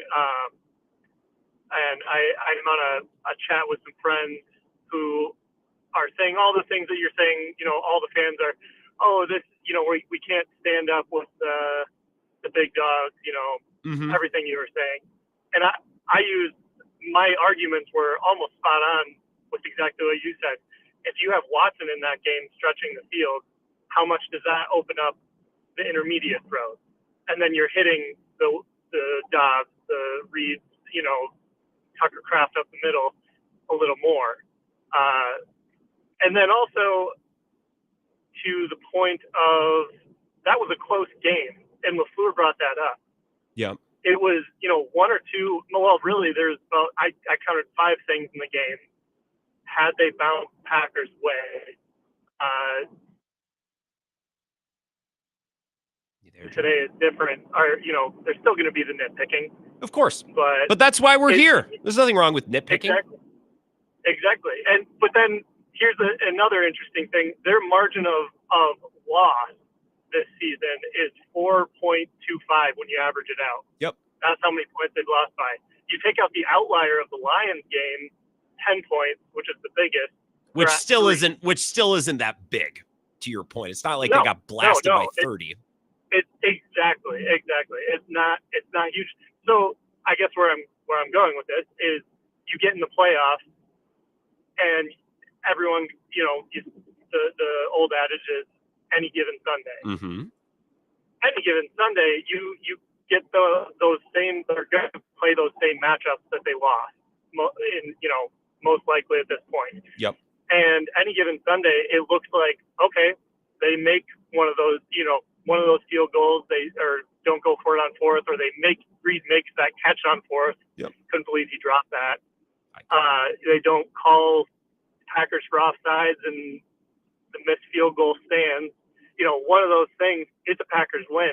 Or if 2 of those things go, maybe Packers win by 10 points. Yeah. To me, it's to say the Packers they can't stand up. I don't think so. I think they have probably, I can't back this up. I haven't looked at the stats. I think they probably lost by the least amount of points in their losses than almost anyone else.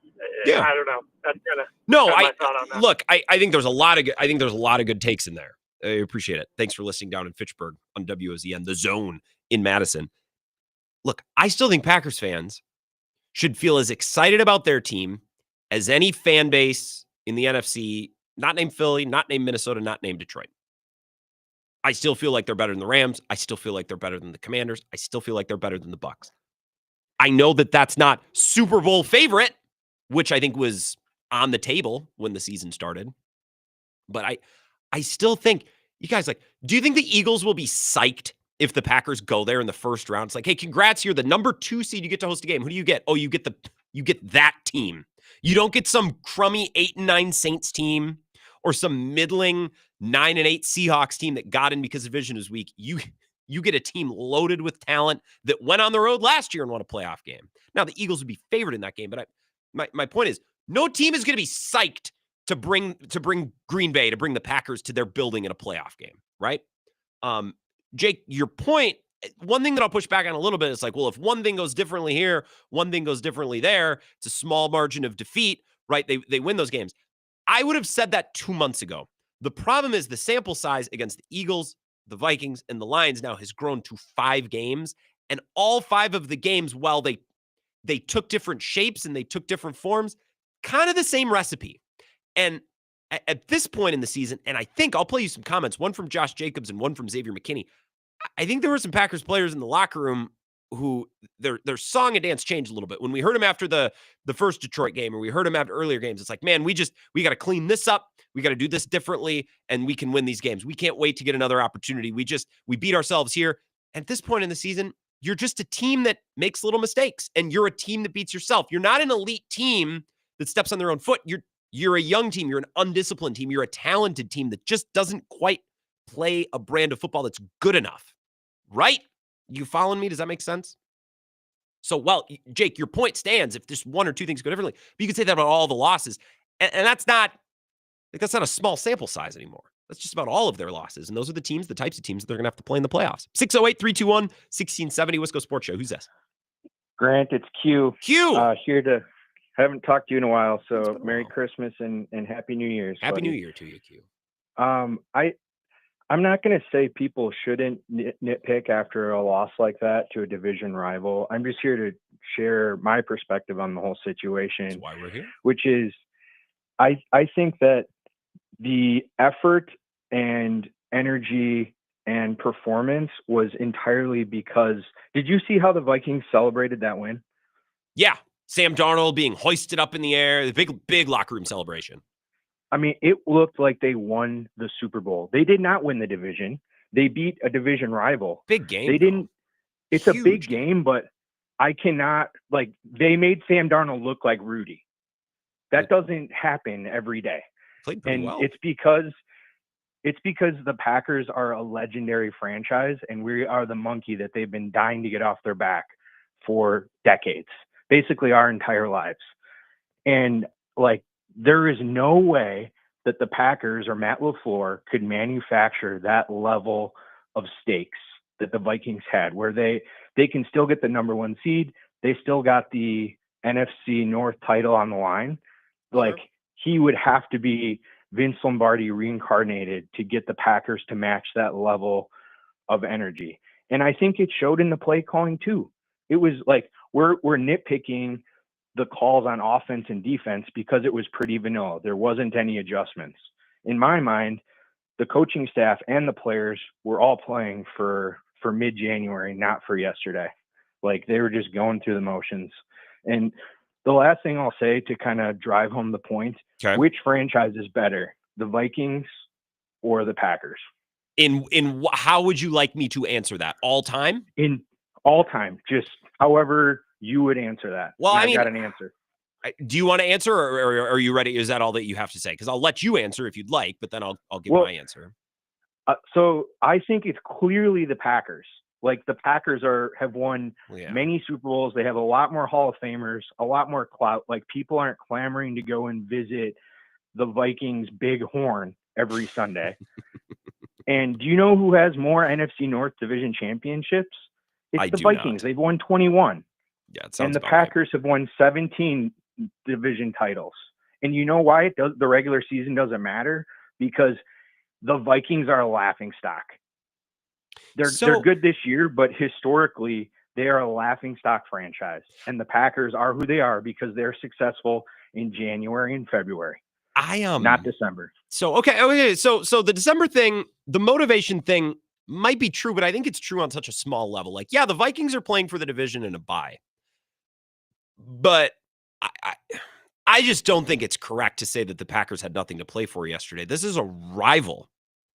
You're trying to avoid being swept by them after you've already been swept by your other rival, the Detroit Lions. And by the way, for Packers fans who want to say things like, well, the Lions they're not a rival to us. You bet your ass they are. What are you talking about? So are the Vikings.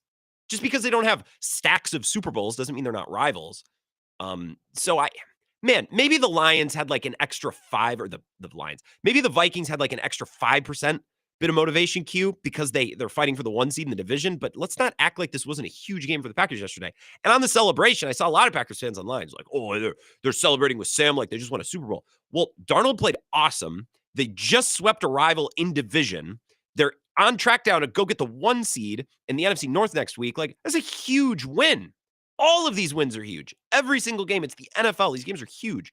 So if the Packers would have won yesterday, I don't know that they're going to lift up Jordan Love, but let's not act like they wouldn't have celebrated this big time. Rightfully so. I would have celebrated this big time. This would have been a huge win. By far the biggest win of their season. Not even close. By 2 or 3x what the next closest game is, which is Seattle. Seattle barely beat the Bears. So maybe the Vikings had a little bit more motivation, but not that much more. Man, this is a game you want to win. And who's the better franchise all time? Well, the Packers, because they have more rings. But I'll defend the Vikings a little bit. The Wilfs are real owners, and they're well run, and they have great facilities. They've had lots of good players all time. The Vikings are not the Bears. Now, they don't have the Super Bowls, but historically, they win a lot of games. They've had great coaches, great players. And this is a Wisconsin sports show. I detest the Vikings. They're a rival. But I don't think we're being truthful. That's a garbage franchise. Wilfs run a pretty good ship, and they hire good people, or they have recently, and they draft good players, and they have good facilities, and players like playing there. Now, whether you like their indoor stadium or whatever, but let's not act like they're not the Raiders. They're not the Bears. That's a well-oiled machine. They're winning a lot of games. It's 5:20. Let's take a break. You know what? We only got one caller on hold. I'll take this call, and then we'll move along. Perfect. So we'll clear the phone lines. Everyone can get in. Wisco Sports Show. Who's this? Hey, Grant, it's Clemhead Mike. Clemhead, I got to tell you what, it was just a pleasure and a half to meet you last Thursday in Eau Claire. Thank you for coming to the live show. It was truly great meeting you too. It was fun. I asked a lot of girls at the bar, so, that Grant Bills, he's one handsome son of a bee, isn't he? And they said, yeah. That and didn't, he's 6'4". There's no way that happened. Did you really? Were you talking to the young lady? I didn't even see ladies. I was so focused on the listeners and the sports talk at hand. I didn't even notice there were ladies at the bar, Clemhead. Yeah, and I said, he's 6'4", so he must have an enormous personality. And I said, cool. But I enjoyed Q's call. That was a great call. And, on KQRS, the great Boston sports writer Bob Ryan once said, the Vikings will never win a Super Bowl. So I got that going for me. They might not. They might not. I don't know. They're a well-run team. They spend, they invest, they hire good people, they draft well, they have a lot of talent. They lose, so they lose playoff games. Look, for all the winning that they've done historically, it's not like they're the Brewers. Like the Brewers went like however many years in between playoff appearances. Like that, they're not the Vikings. The Vikings won a lot of games. They just don't have the rings to back it up. But people talk about the Vikings like they're the Bears, and that's just not true. I guess that's my point. But I just want to agree with the point you made today, and it's an old cliche. It's not X's and O's. It's Jimmy's and Joe's. You can have the best head coach on the planet, the best game plan ever made in history, and still lose because your players didn't execute. So, Matt LaFleur could have the best game plan in the history of game plans, but it wouldn't have mattered because the Packers played late poop yesterday. So I'm agreeing with you 100%. Poignant as always, Clemhead. I don't think Matt LaFleur had like the best game plan in the world. I'm not saying that. I know they were outcoached, maybe marginally, but it was about the players yesterday. Darnold made some throws, and their wide receivers made catches, and their defensive players made defensive play. Like Packers, Carrington Valentine made a nice play. That was like the first one that was in the third quarter. And what happened? A big play, Baguette, I believe I used that correct. Another big play. Carrington Valentine's interception immediately, like that's contagious. The Packers offense gets the ball, they go down and score like that. They just needed one big play to break the dam, but it took until the third quarter. And by that point, I'm not gonna say the game was over because NFL games, it really a lot of times does come down to the wire. If you bet these games, you pick these games, But I don't think they were massively outcoached, maybe marginally, but lots of opportunities the Packers players had to make plays. They just didn't. Let's take a 3-minute break. I'll continue taking your calls. We got the Monday mailbag coming up in about a half hour as well. Send me your questions. GrantBills21@gmail.com. Wisco Sports Show will be right back. This is the Wisco Sports Show with Grant Bills on the Wisconsin Sports Zone Radio Network.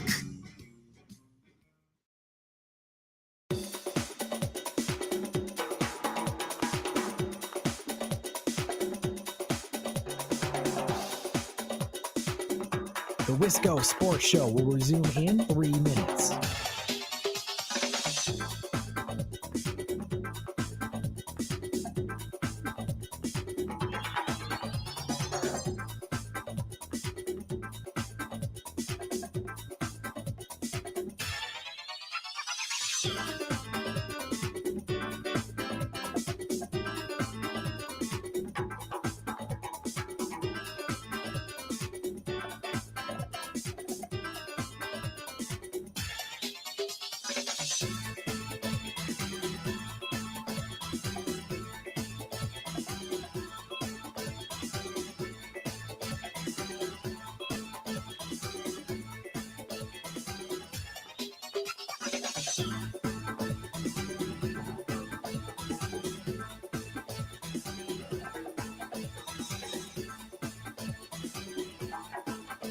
The Wisco Sports Show will resume in 2 minutes.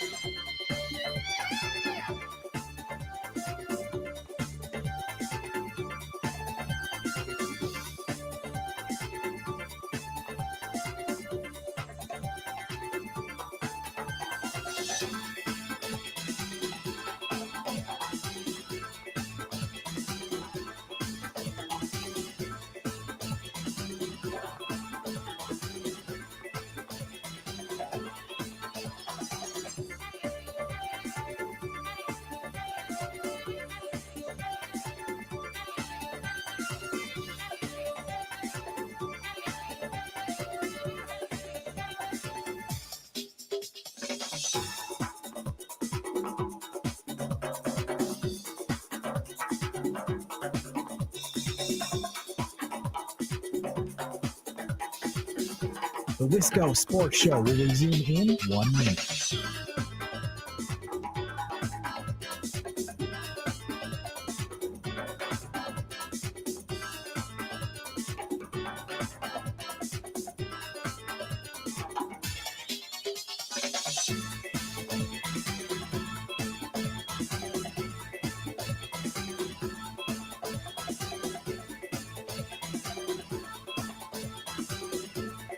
The Wisco Sports Show will resume in 30 seconds.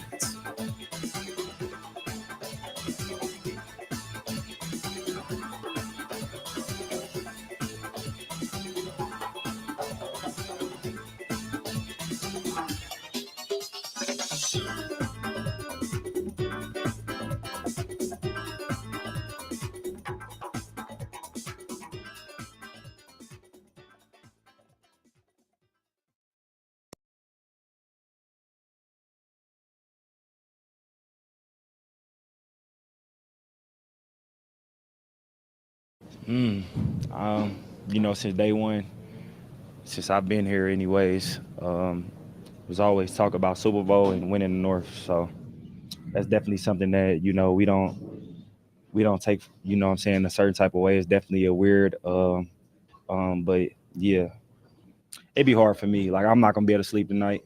But as I go throughout the week and go throughout the new game plan and things like that, it'll simmer down, but it's still going to be in the back of my mind, especially, hopefully we see these guys again. That was Josh Jacobs, and I saved that soundbite earlier, not because of really anything he said. In fact, I was typing when that was playing. I don't even know what he said. Did you listen to his tone? Sounded defeated. Sounded really sad. So don't tell me that game didn't mean anything to the Packers. Well, they weren't fighting for the division or a bye. It's divisional rival, man. That's pride. It's embarrassing to be swept by the Vikings. And the Vikings should feel the same way when the Packers sweep them. Just because there's no seating online. This isn't the NBA. This isn't college basketball or college football in a bowl game where you just, these games, all of them feel huge. And it's personal, especially in rivalry games. And I love hearing that from Josh Jacobs. Mike Clemens said earlier when he played that cut during Bill's show that over the course of the presser, he kind of perked back up. But you could hear it in his voice. This is a devastating loss for a lot of Packers players yesterday. And I'm glad that it means that much to them. I also wish they would have won. I'd rather be talking about a win today. 608-321-1670. We got loaded phone lines. We're going to keep her rolling. Wisco Sports Show. Who's this? This is Gabe's from lacrosse. Hey, Gabe's. What's going on? I got two things. The first one is, the first season of 2024, the Vikings and Lions are better, but we have a second season and, then it's any given Sunday. But my my whining is about LaFleur always taking the ball first. Okay. If the other team wins the toss, they defer. If the Packers win, like yesterday, the toss, we take it. And I don't know if it's because it's a young team and he thinks, well, if we kick them in the teeth right away, and it kind of worked in Seattle, I want the ball in the second half when I know what's working, when I know what is not working. I just want that scenario. So you're Regardless anti-taking if the ball, team Gabe. plays. You're against taking the ball is what I'm hearing. Yeah. Let your defense make a as You the stopped game yourself goes. there. Sure. I know it's just so frustrating. It's like at the second half after halftime, what's working and what's not. There's an advantage there of having the ball on the second half because you have no idea what's going to work and what's not going to work at the opening kickoff. Sure. I suppose. I think what's worked so well for the Packers, Gabe, I appreciate the call. It's worthwhile. Look, all the sharps would tell you you're right. The math, the analytics, such a dirty word, would tell you that it works out in your favor to get that possession to start the second half. And Gabe's, forget the math, forget the number of possessions. As the game moves along, you get more information about what's working and what's not. So in theory, that possession should mean more in the second half than it does in the first because you're equipped with more information. Now, the opponent is too, but if you trust your coaches and think your coaches are smart and able to outfox the other coaches, then you're better equipped and that That possession would be better used in the second half, right? I've also just watched this team enough to know that when they're at their best, and this goes back to last year, it's not just this year, this goes back to last year when they started winning games. They won games in which they took the ball early, not necessarily on the first possession, but the first time they had the ball, methodically, surgically almost, slow and steady, bleeding clock, taking the opposing crowd out of it, keeping the opposing offense stewing over on the bench, dictating terms of the game, right? I don't know that the Packers per se need the ball first, but when they're their best version of themselves, they get the ball early and they do what we saw them do yesterday. I thought the Packers were firing and executing, and I thought they started the game playing the type of ball they need to play. Like that's it passed the eye test. I'm watching it. They go up 3-0. I'm like, yeah, they came ready to play. They're executing, they're operating at a high level. Just didn't result in the touchdown.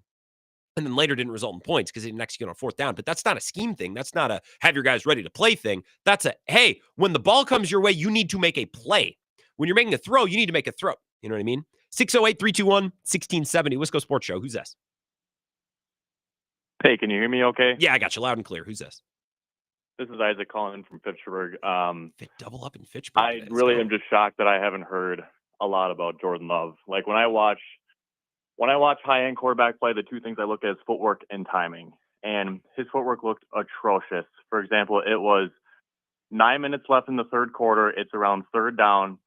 He has a 6-yard choice route, like an option route to the right side of the field. He takes probably about a 4-second, I'm going to hop around in the pocket and look to see if I can find a hot chick in the stands. Like, what are you doing? It's just atrocious. Like, if you watch any other elite quarterback that plays well, that is not a running quarterback, Tom Brady, Joe Burrow, even Josh Allen when he's not running the ball, they throw on time, they throw fast, they know where they're going with the ball.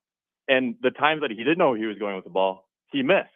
He tried throwing deep balls. He is not a successful deep ball thrower. Everybody knows he throws it short or he misses wide. Like, our entire offense was based around take forever in the pocket and throw a quick option route and miss it, or heave it up to Dontavian Wicks and just see what happens. To me, that is just inefficient football, especially when your $160 million guaranteed quarterback goes into the fourth quarter with under 100 passing yards. Yes. That's my take. That's what I think. So this is a good call. What did you say your name was one more time in Fitchburg? Isaac. Excellent call. We should talk more about Jordan Love. Look, when I say, and I'm going to let you go. Thank you for the call. I started back at 4 o'clock show talking about, look, I'm not really that hot under the collar for Matt LaFleur today. I think it was more about players needing to make plays. Jordan Love is at the top of that list.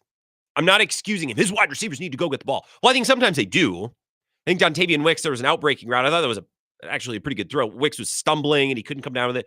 Jaden Reed on fourth down had it hit both of his hands. Was it a perfect throw? No. I also think that, I don't know that Jaden Reed was really moving full speed. And if he was, I think he might catch that in stride. He might score. He had a lot of momentum. The play worked like it was supposed to.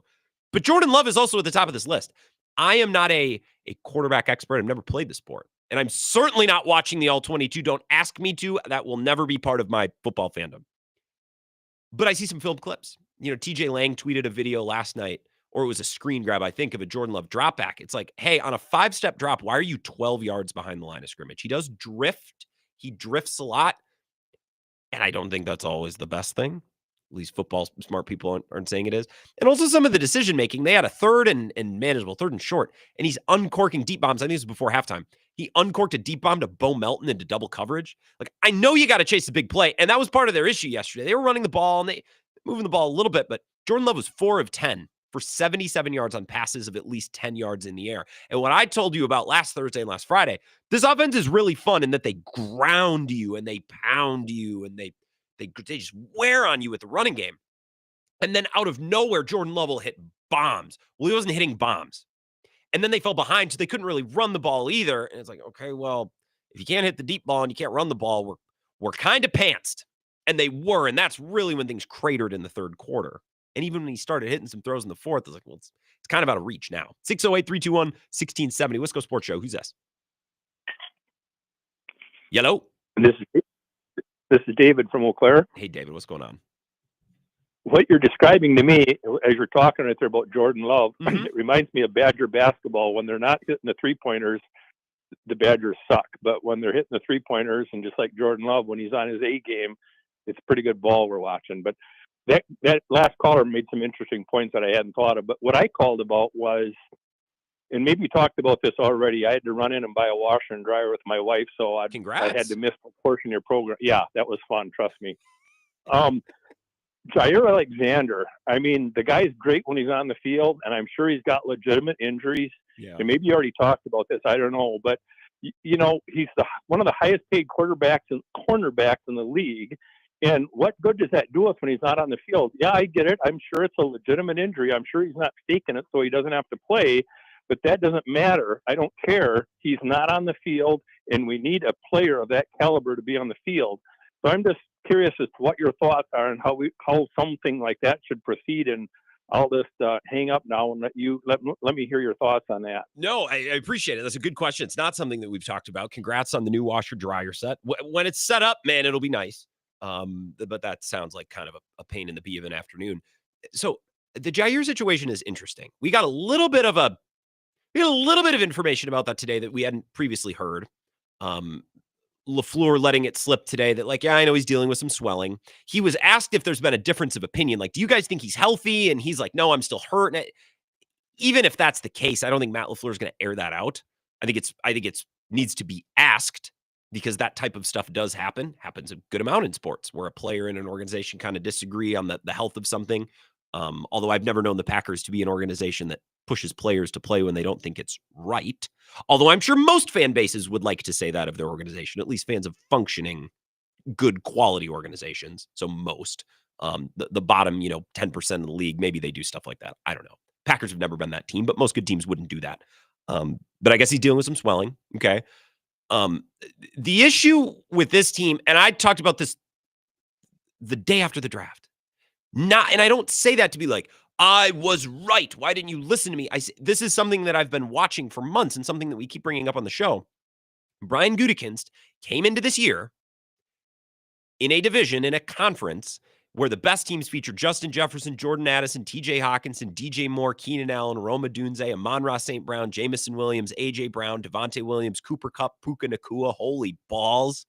Like, that's the environment in which the Packers play. And Goody came into this year saying, I'm going to bet on Jair that he can stay healthy. I'm going to bet that Eric Stokes can come back and stay healthy and play good. I'm going to bet on Carrington Valentine. Nixon wasn't even a part of the equation. In fact, I think for the bets that Goody made on this cornerback room, he's actually gotten better cornerback play than, like, this has worked out better than I would have guessed. Now, Jair's been hurt. That was a miss. But also, the fact that Eric Stokes has been healthy this year, forget how he's played. The fact that he's been healthy at all, I thought that was an insane bet to make. The fact that he can even line up and play corner, I think should be a blessing to Brian Gutekunst in the way that this team approaches season. Carrington Valentine's nice, but they don't play him 100% of the time because they, for God knows what, run Eric Stokes out there. And Nixon, it's like, Nixon made a great play in the end zone, I believe, either on Addison or Naylor to break that ball up early. He's been actually a serviceable corner, which is more than they deserve, considering they basically ignored this position group coming into the year. And if they were in a conference that was all rushing attacks, we're dealing with the Niners and Jimmy G, and we're dealing with, the Vikings, but they have Case Keenum. You know what I mean? Like, this conference is nothing but weapons. And Goody was like, and he rolled the dice, and it hasn't worked at all because Jair hasn't been able to play. And I see a lot of Packers fans who are like, cut Jair this offseason, move on. They might, but they don't really save a whole lot of money to do it. I don't think it makes sense to do it unless you free up a bunch of money. Would you rather save like a marginal amount of cash or have Jair with a full offseason to recover, hoping that he gives you a good season next year? That's in the cards. I don't want to cut him just to cut him. So you asked David, I believe your name was David in Eau Claire, new washer dryer. Congrats again. You asked how this thing is supposed to proceed. I wouldn't cut him unless you can save a pile of money. And I'm not some cap nerd, but based on what I've read, they don't get a ton of cap relief by cutting him this offseason. So keep him. Unless there's something weird behind the scenes, which I don't think there is. I think he's just hurt. But unless there's something weird behind the scenes, I think it makes the most sense fiscally and for the football team to bring him back next year and hope that he's healthy. Hope that this offseason he can get cleared up and that he can come back and play at a high level next year. It's either that or cut him to save little to no money on the dollar, which that doesn't make sense to me. Let's take a break. We'll come back. One more segment. We'll talk Packers Vikings and then the Monday mailbag to wrap up the show. This is the Wisco Sports Show with Grant Bills on the Wisconsin Sports Zone Radio Network.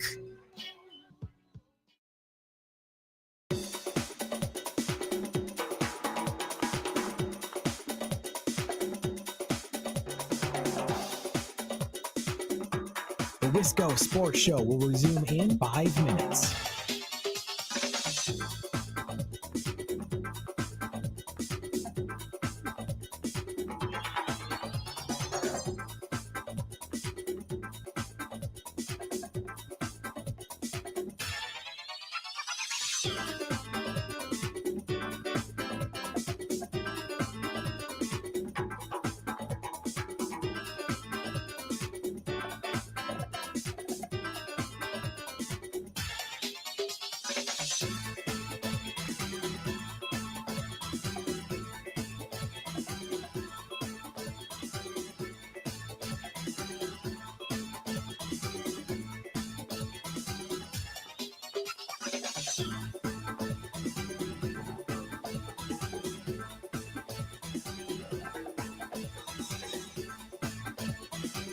The Wisco Sports Show will resume in 4 minutes.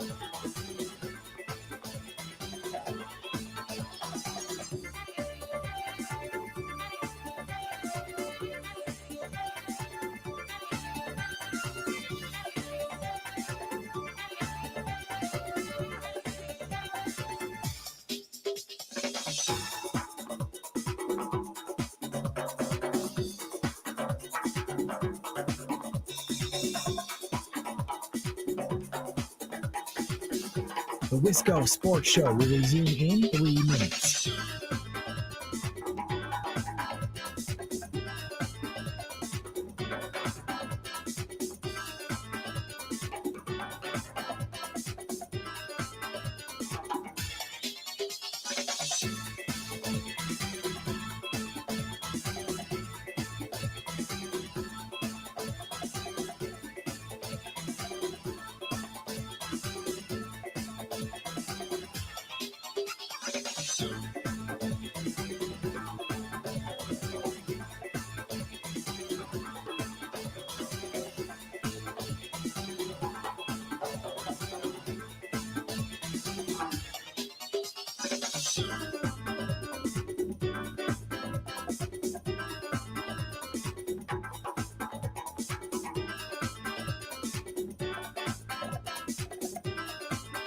The Wisco Sports Show will resume in 2 minutes.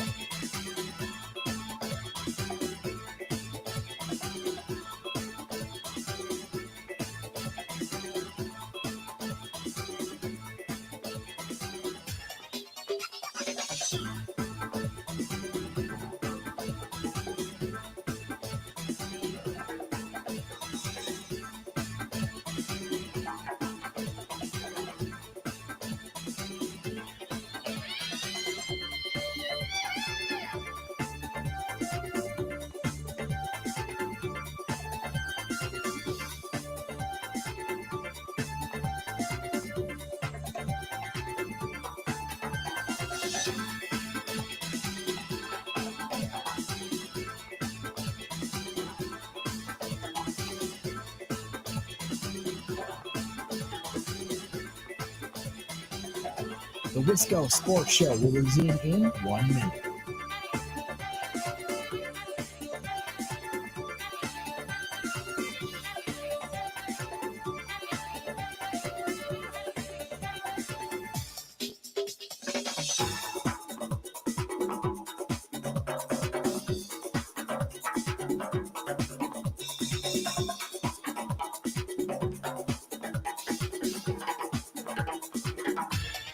The The Wisco Sports Show will resume in 30 seconds.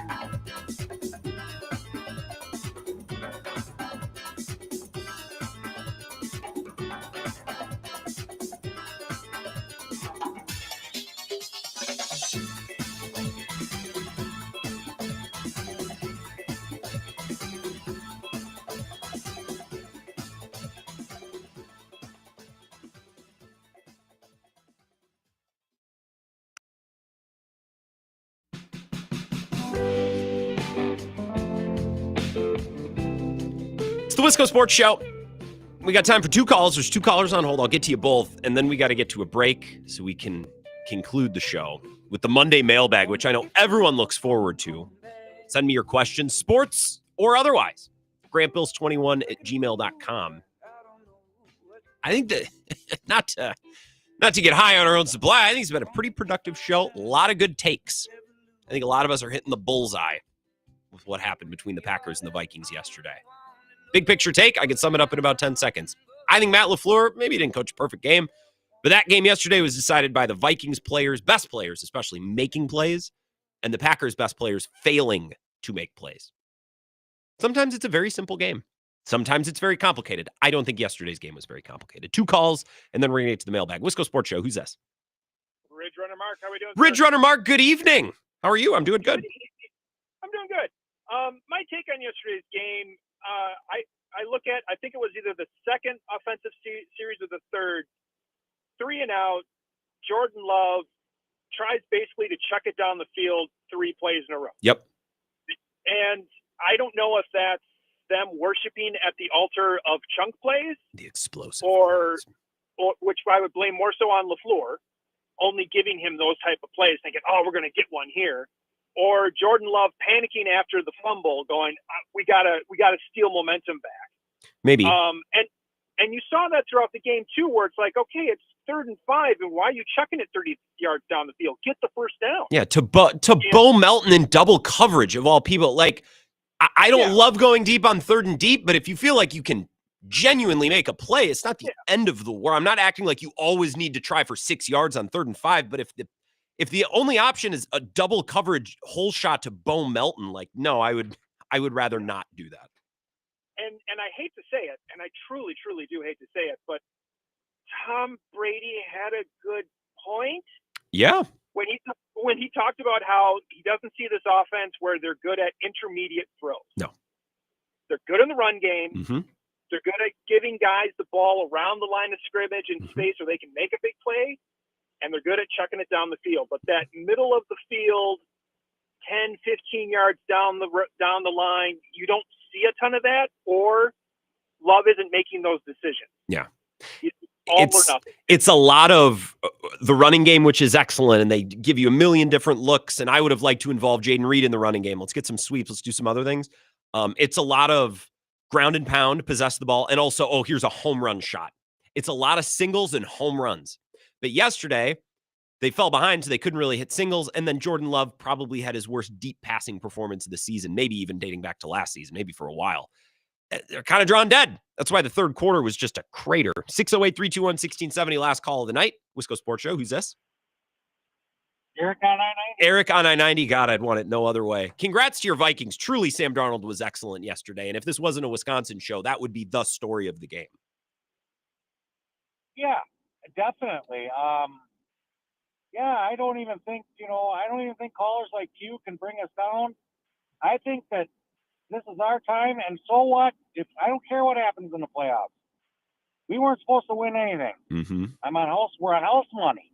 And we should celebrate that way. And I also think I told a buddy who was a Bears fan earlier today, who was fighting with some Packers fans. When Packers fans start saying, we got 4 Super Bowls, that's kind of, Eric, isn't that kind of how you know that you've got them?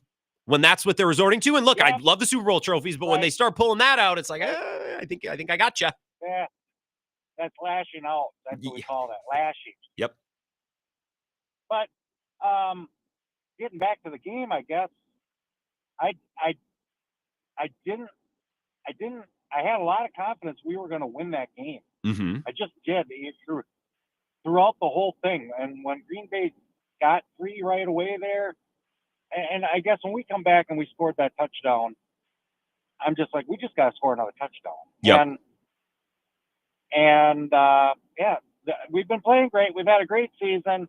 We're going to enjoy this last week. We're the talk of the town now, right? We can come in, win first place, and who knows what happens in the playoffs. Yeah, now you're in territory that Packers fans have been in. It's like now we're going into the playoffs with the top seed, and if you don't win them all, it's going to hurt like a bean. It will. But I have such maybe next year, because I'm going to have higher expectations like you guys. I think that one common theme I hear about Jordan Love a lot, and I think he's a good quarterback. Don't get me wrong. But his anticipation, I hear that more than. Have you heard that about him? His throw anticipation is lacking. I think Eric Branchek on Bill's show, he breaks down the film, the All-22. I do not. What he said earlier today, when you see Jordan Love in the pocket drifting, he's waiting for guys to come open instead of hitting his drop and throwing guys open. I don't know if that's true, but that's what smart people have said. That's what smart people. I've just heard that a lot, and it sounds right. It sounds right. How did you like listening to Tom Brady during that game? So I was in the car, so I watched it, but one passenger in the vehicle, we were coming back from the holidays, it was on mute. I like Brady, and I think Brady is a good analyst to talk about Jordan Love because I think Brady would be like, let's cut out some of this needless crap. Let's hone the fundamentals a little bit, do the easy things, which Packers fans don't like. Because I think Brady watches Love sometimes be like, what is this? We need to tweak this and nip this. They're very different quarterbacks. He was just gushing over Darnold, just gushing over him. Well, he really was. Darnold was unbelievable yesterday. Eric, I got to go because I got to get to the mailbag. We'll pick this up later this week. I think Brady probably says some truths about Jordan Love that Packers fans don't want to hear, especially when the Packers are losing. I just don't get bent out of shape of what announcers say about my team. I don't let that. I'm an adult. I have health insurance. That's so far. It's such a childish thing to get mad about. 3 minutes. We're going to come back, wrap up the Wisco Sports Show with a Monday mailbag. Questions, grantbills21, gmail.com. This is the Wisco Sports Show with Grant Bills on the Wisconsin Sports Zone Radio Network.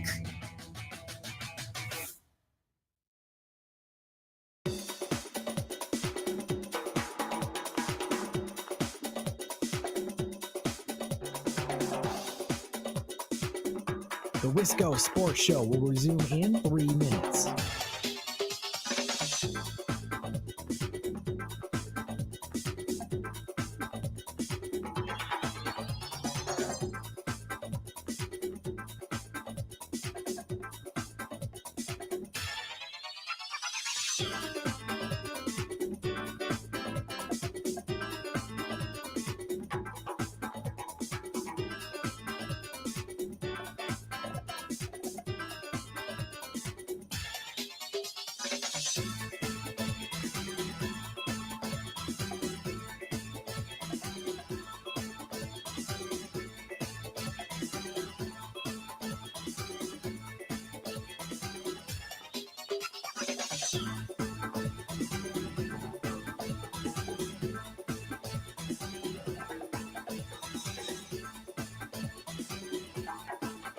The Wisco Sports Show will resume in 2 minutes.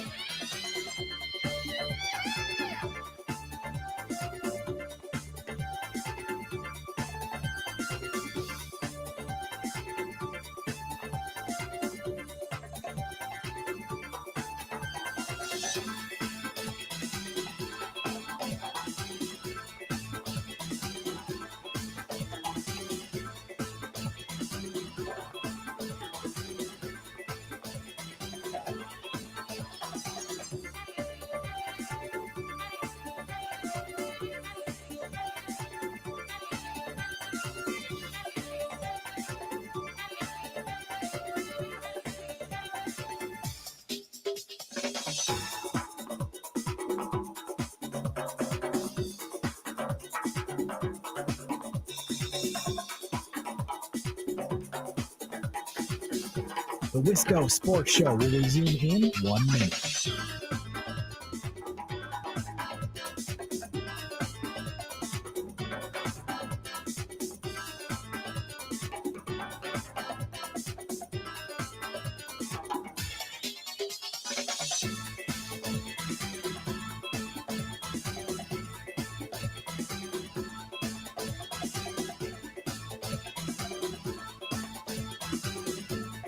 The Wisco Sports Show will resume in 30 seconds.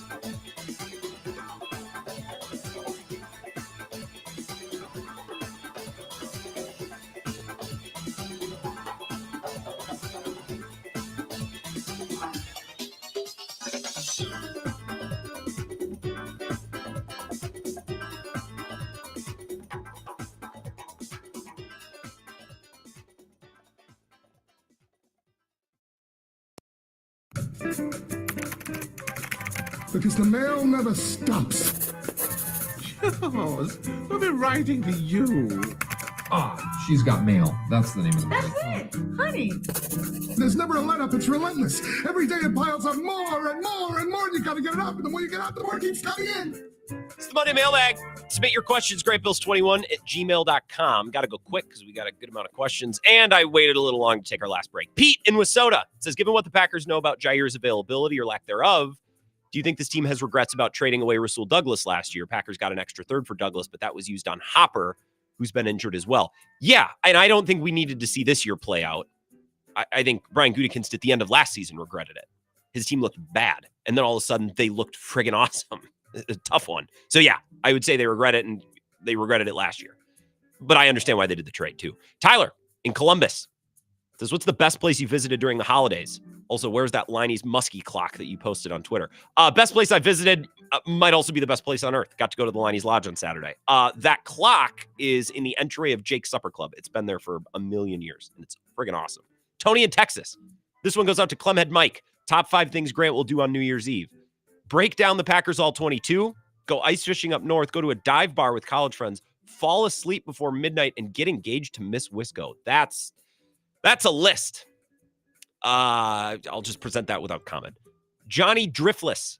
Does you actually feel rejuvenated and get back to work after the holidays? I sure as hell don't. Perhaps spend some time with extended family who are just as happy they don't have to see them for a while. I get your point, but I misread that. So annoyed by family, they'd rather be working. I must have a decent family or a terrible job because I'm never excited to go back to work. A little on football. Packers, is this even a question? Packers are good, but those few critical mistakes each game are keeping them from being a great team. Agreed. Those who have seen the unfortunate of some sus penalties during critical moments would also agree. Hopefully our luck improves in the playoffs. I envy the day we don't have to bring up field goals when talking Packers. That is true. This is from Matt. Says, hope bringing the show on the road becomes a yearly thing. It was fun meeting you. Thank you, Matt. It was fun to meet you as well. Fun to sit at the bar and have some ice cold brews. Princeton Valley. Mike, Coyote Mike, says, was your Friday Wisco Tour show guest Mike legit, or was that Brewers segment staged? Either way, it was pretty funny. If not staged, you played a great straight man and handled it really well. Johnny Carson would have been proud. It was not staged. That was Onabom on Twitter. You might know him. His name's Mike, which doesn't exactly narrow it down. We have like 1,000 Mikes who text and call this show. But he lives in the area, wanted to come to the show. And he's like, can I do a Brewers segment with you? And he said, I'd like to preview the season, but I'm not going to tell you which one. So the bit was, we're going to preview the season. I, of course, expected 2025. And he's like, I did prep for 2020. So we talked about that. And I'll be honest, Mike, I listened back to it today. I said, God dang, we kind of killed that segment. It was very Carson. He's kind of like Super Dave Osborne, straight-faced, but kind of ridiculous. And the host trying to keep it together. This last one from Josh. This is your favorite drink you had during your live shows this last week. Old fashioned or something else. Awesome live show meeting you. Thank you. Thank you, Josh. And Josh joined me on the show at Dean and Sue's. My favorite thing I had was at the Liney's Lodge. It was, I think it was called a Queen Bee because they do the 50-50 beers. And it was half that lemon light and half the juicy peach. I'm not actually the world's biggest shandy fan because it's thick. I like a lighter beer. I don't like the thick. Light beer's good for me, but the honey lemon light, I believe it's called, and the half juicy peach, you mix that together. I had one of those, or 4, the Liney's Lodge. So that was my favorite thing. Great mailbag. Ended just in time. I'll talk to you tomorrow at 4.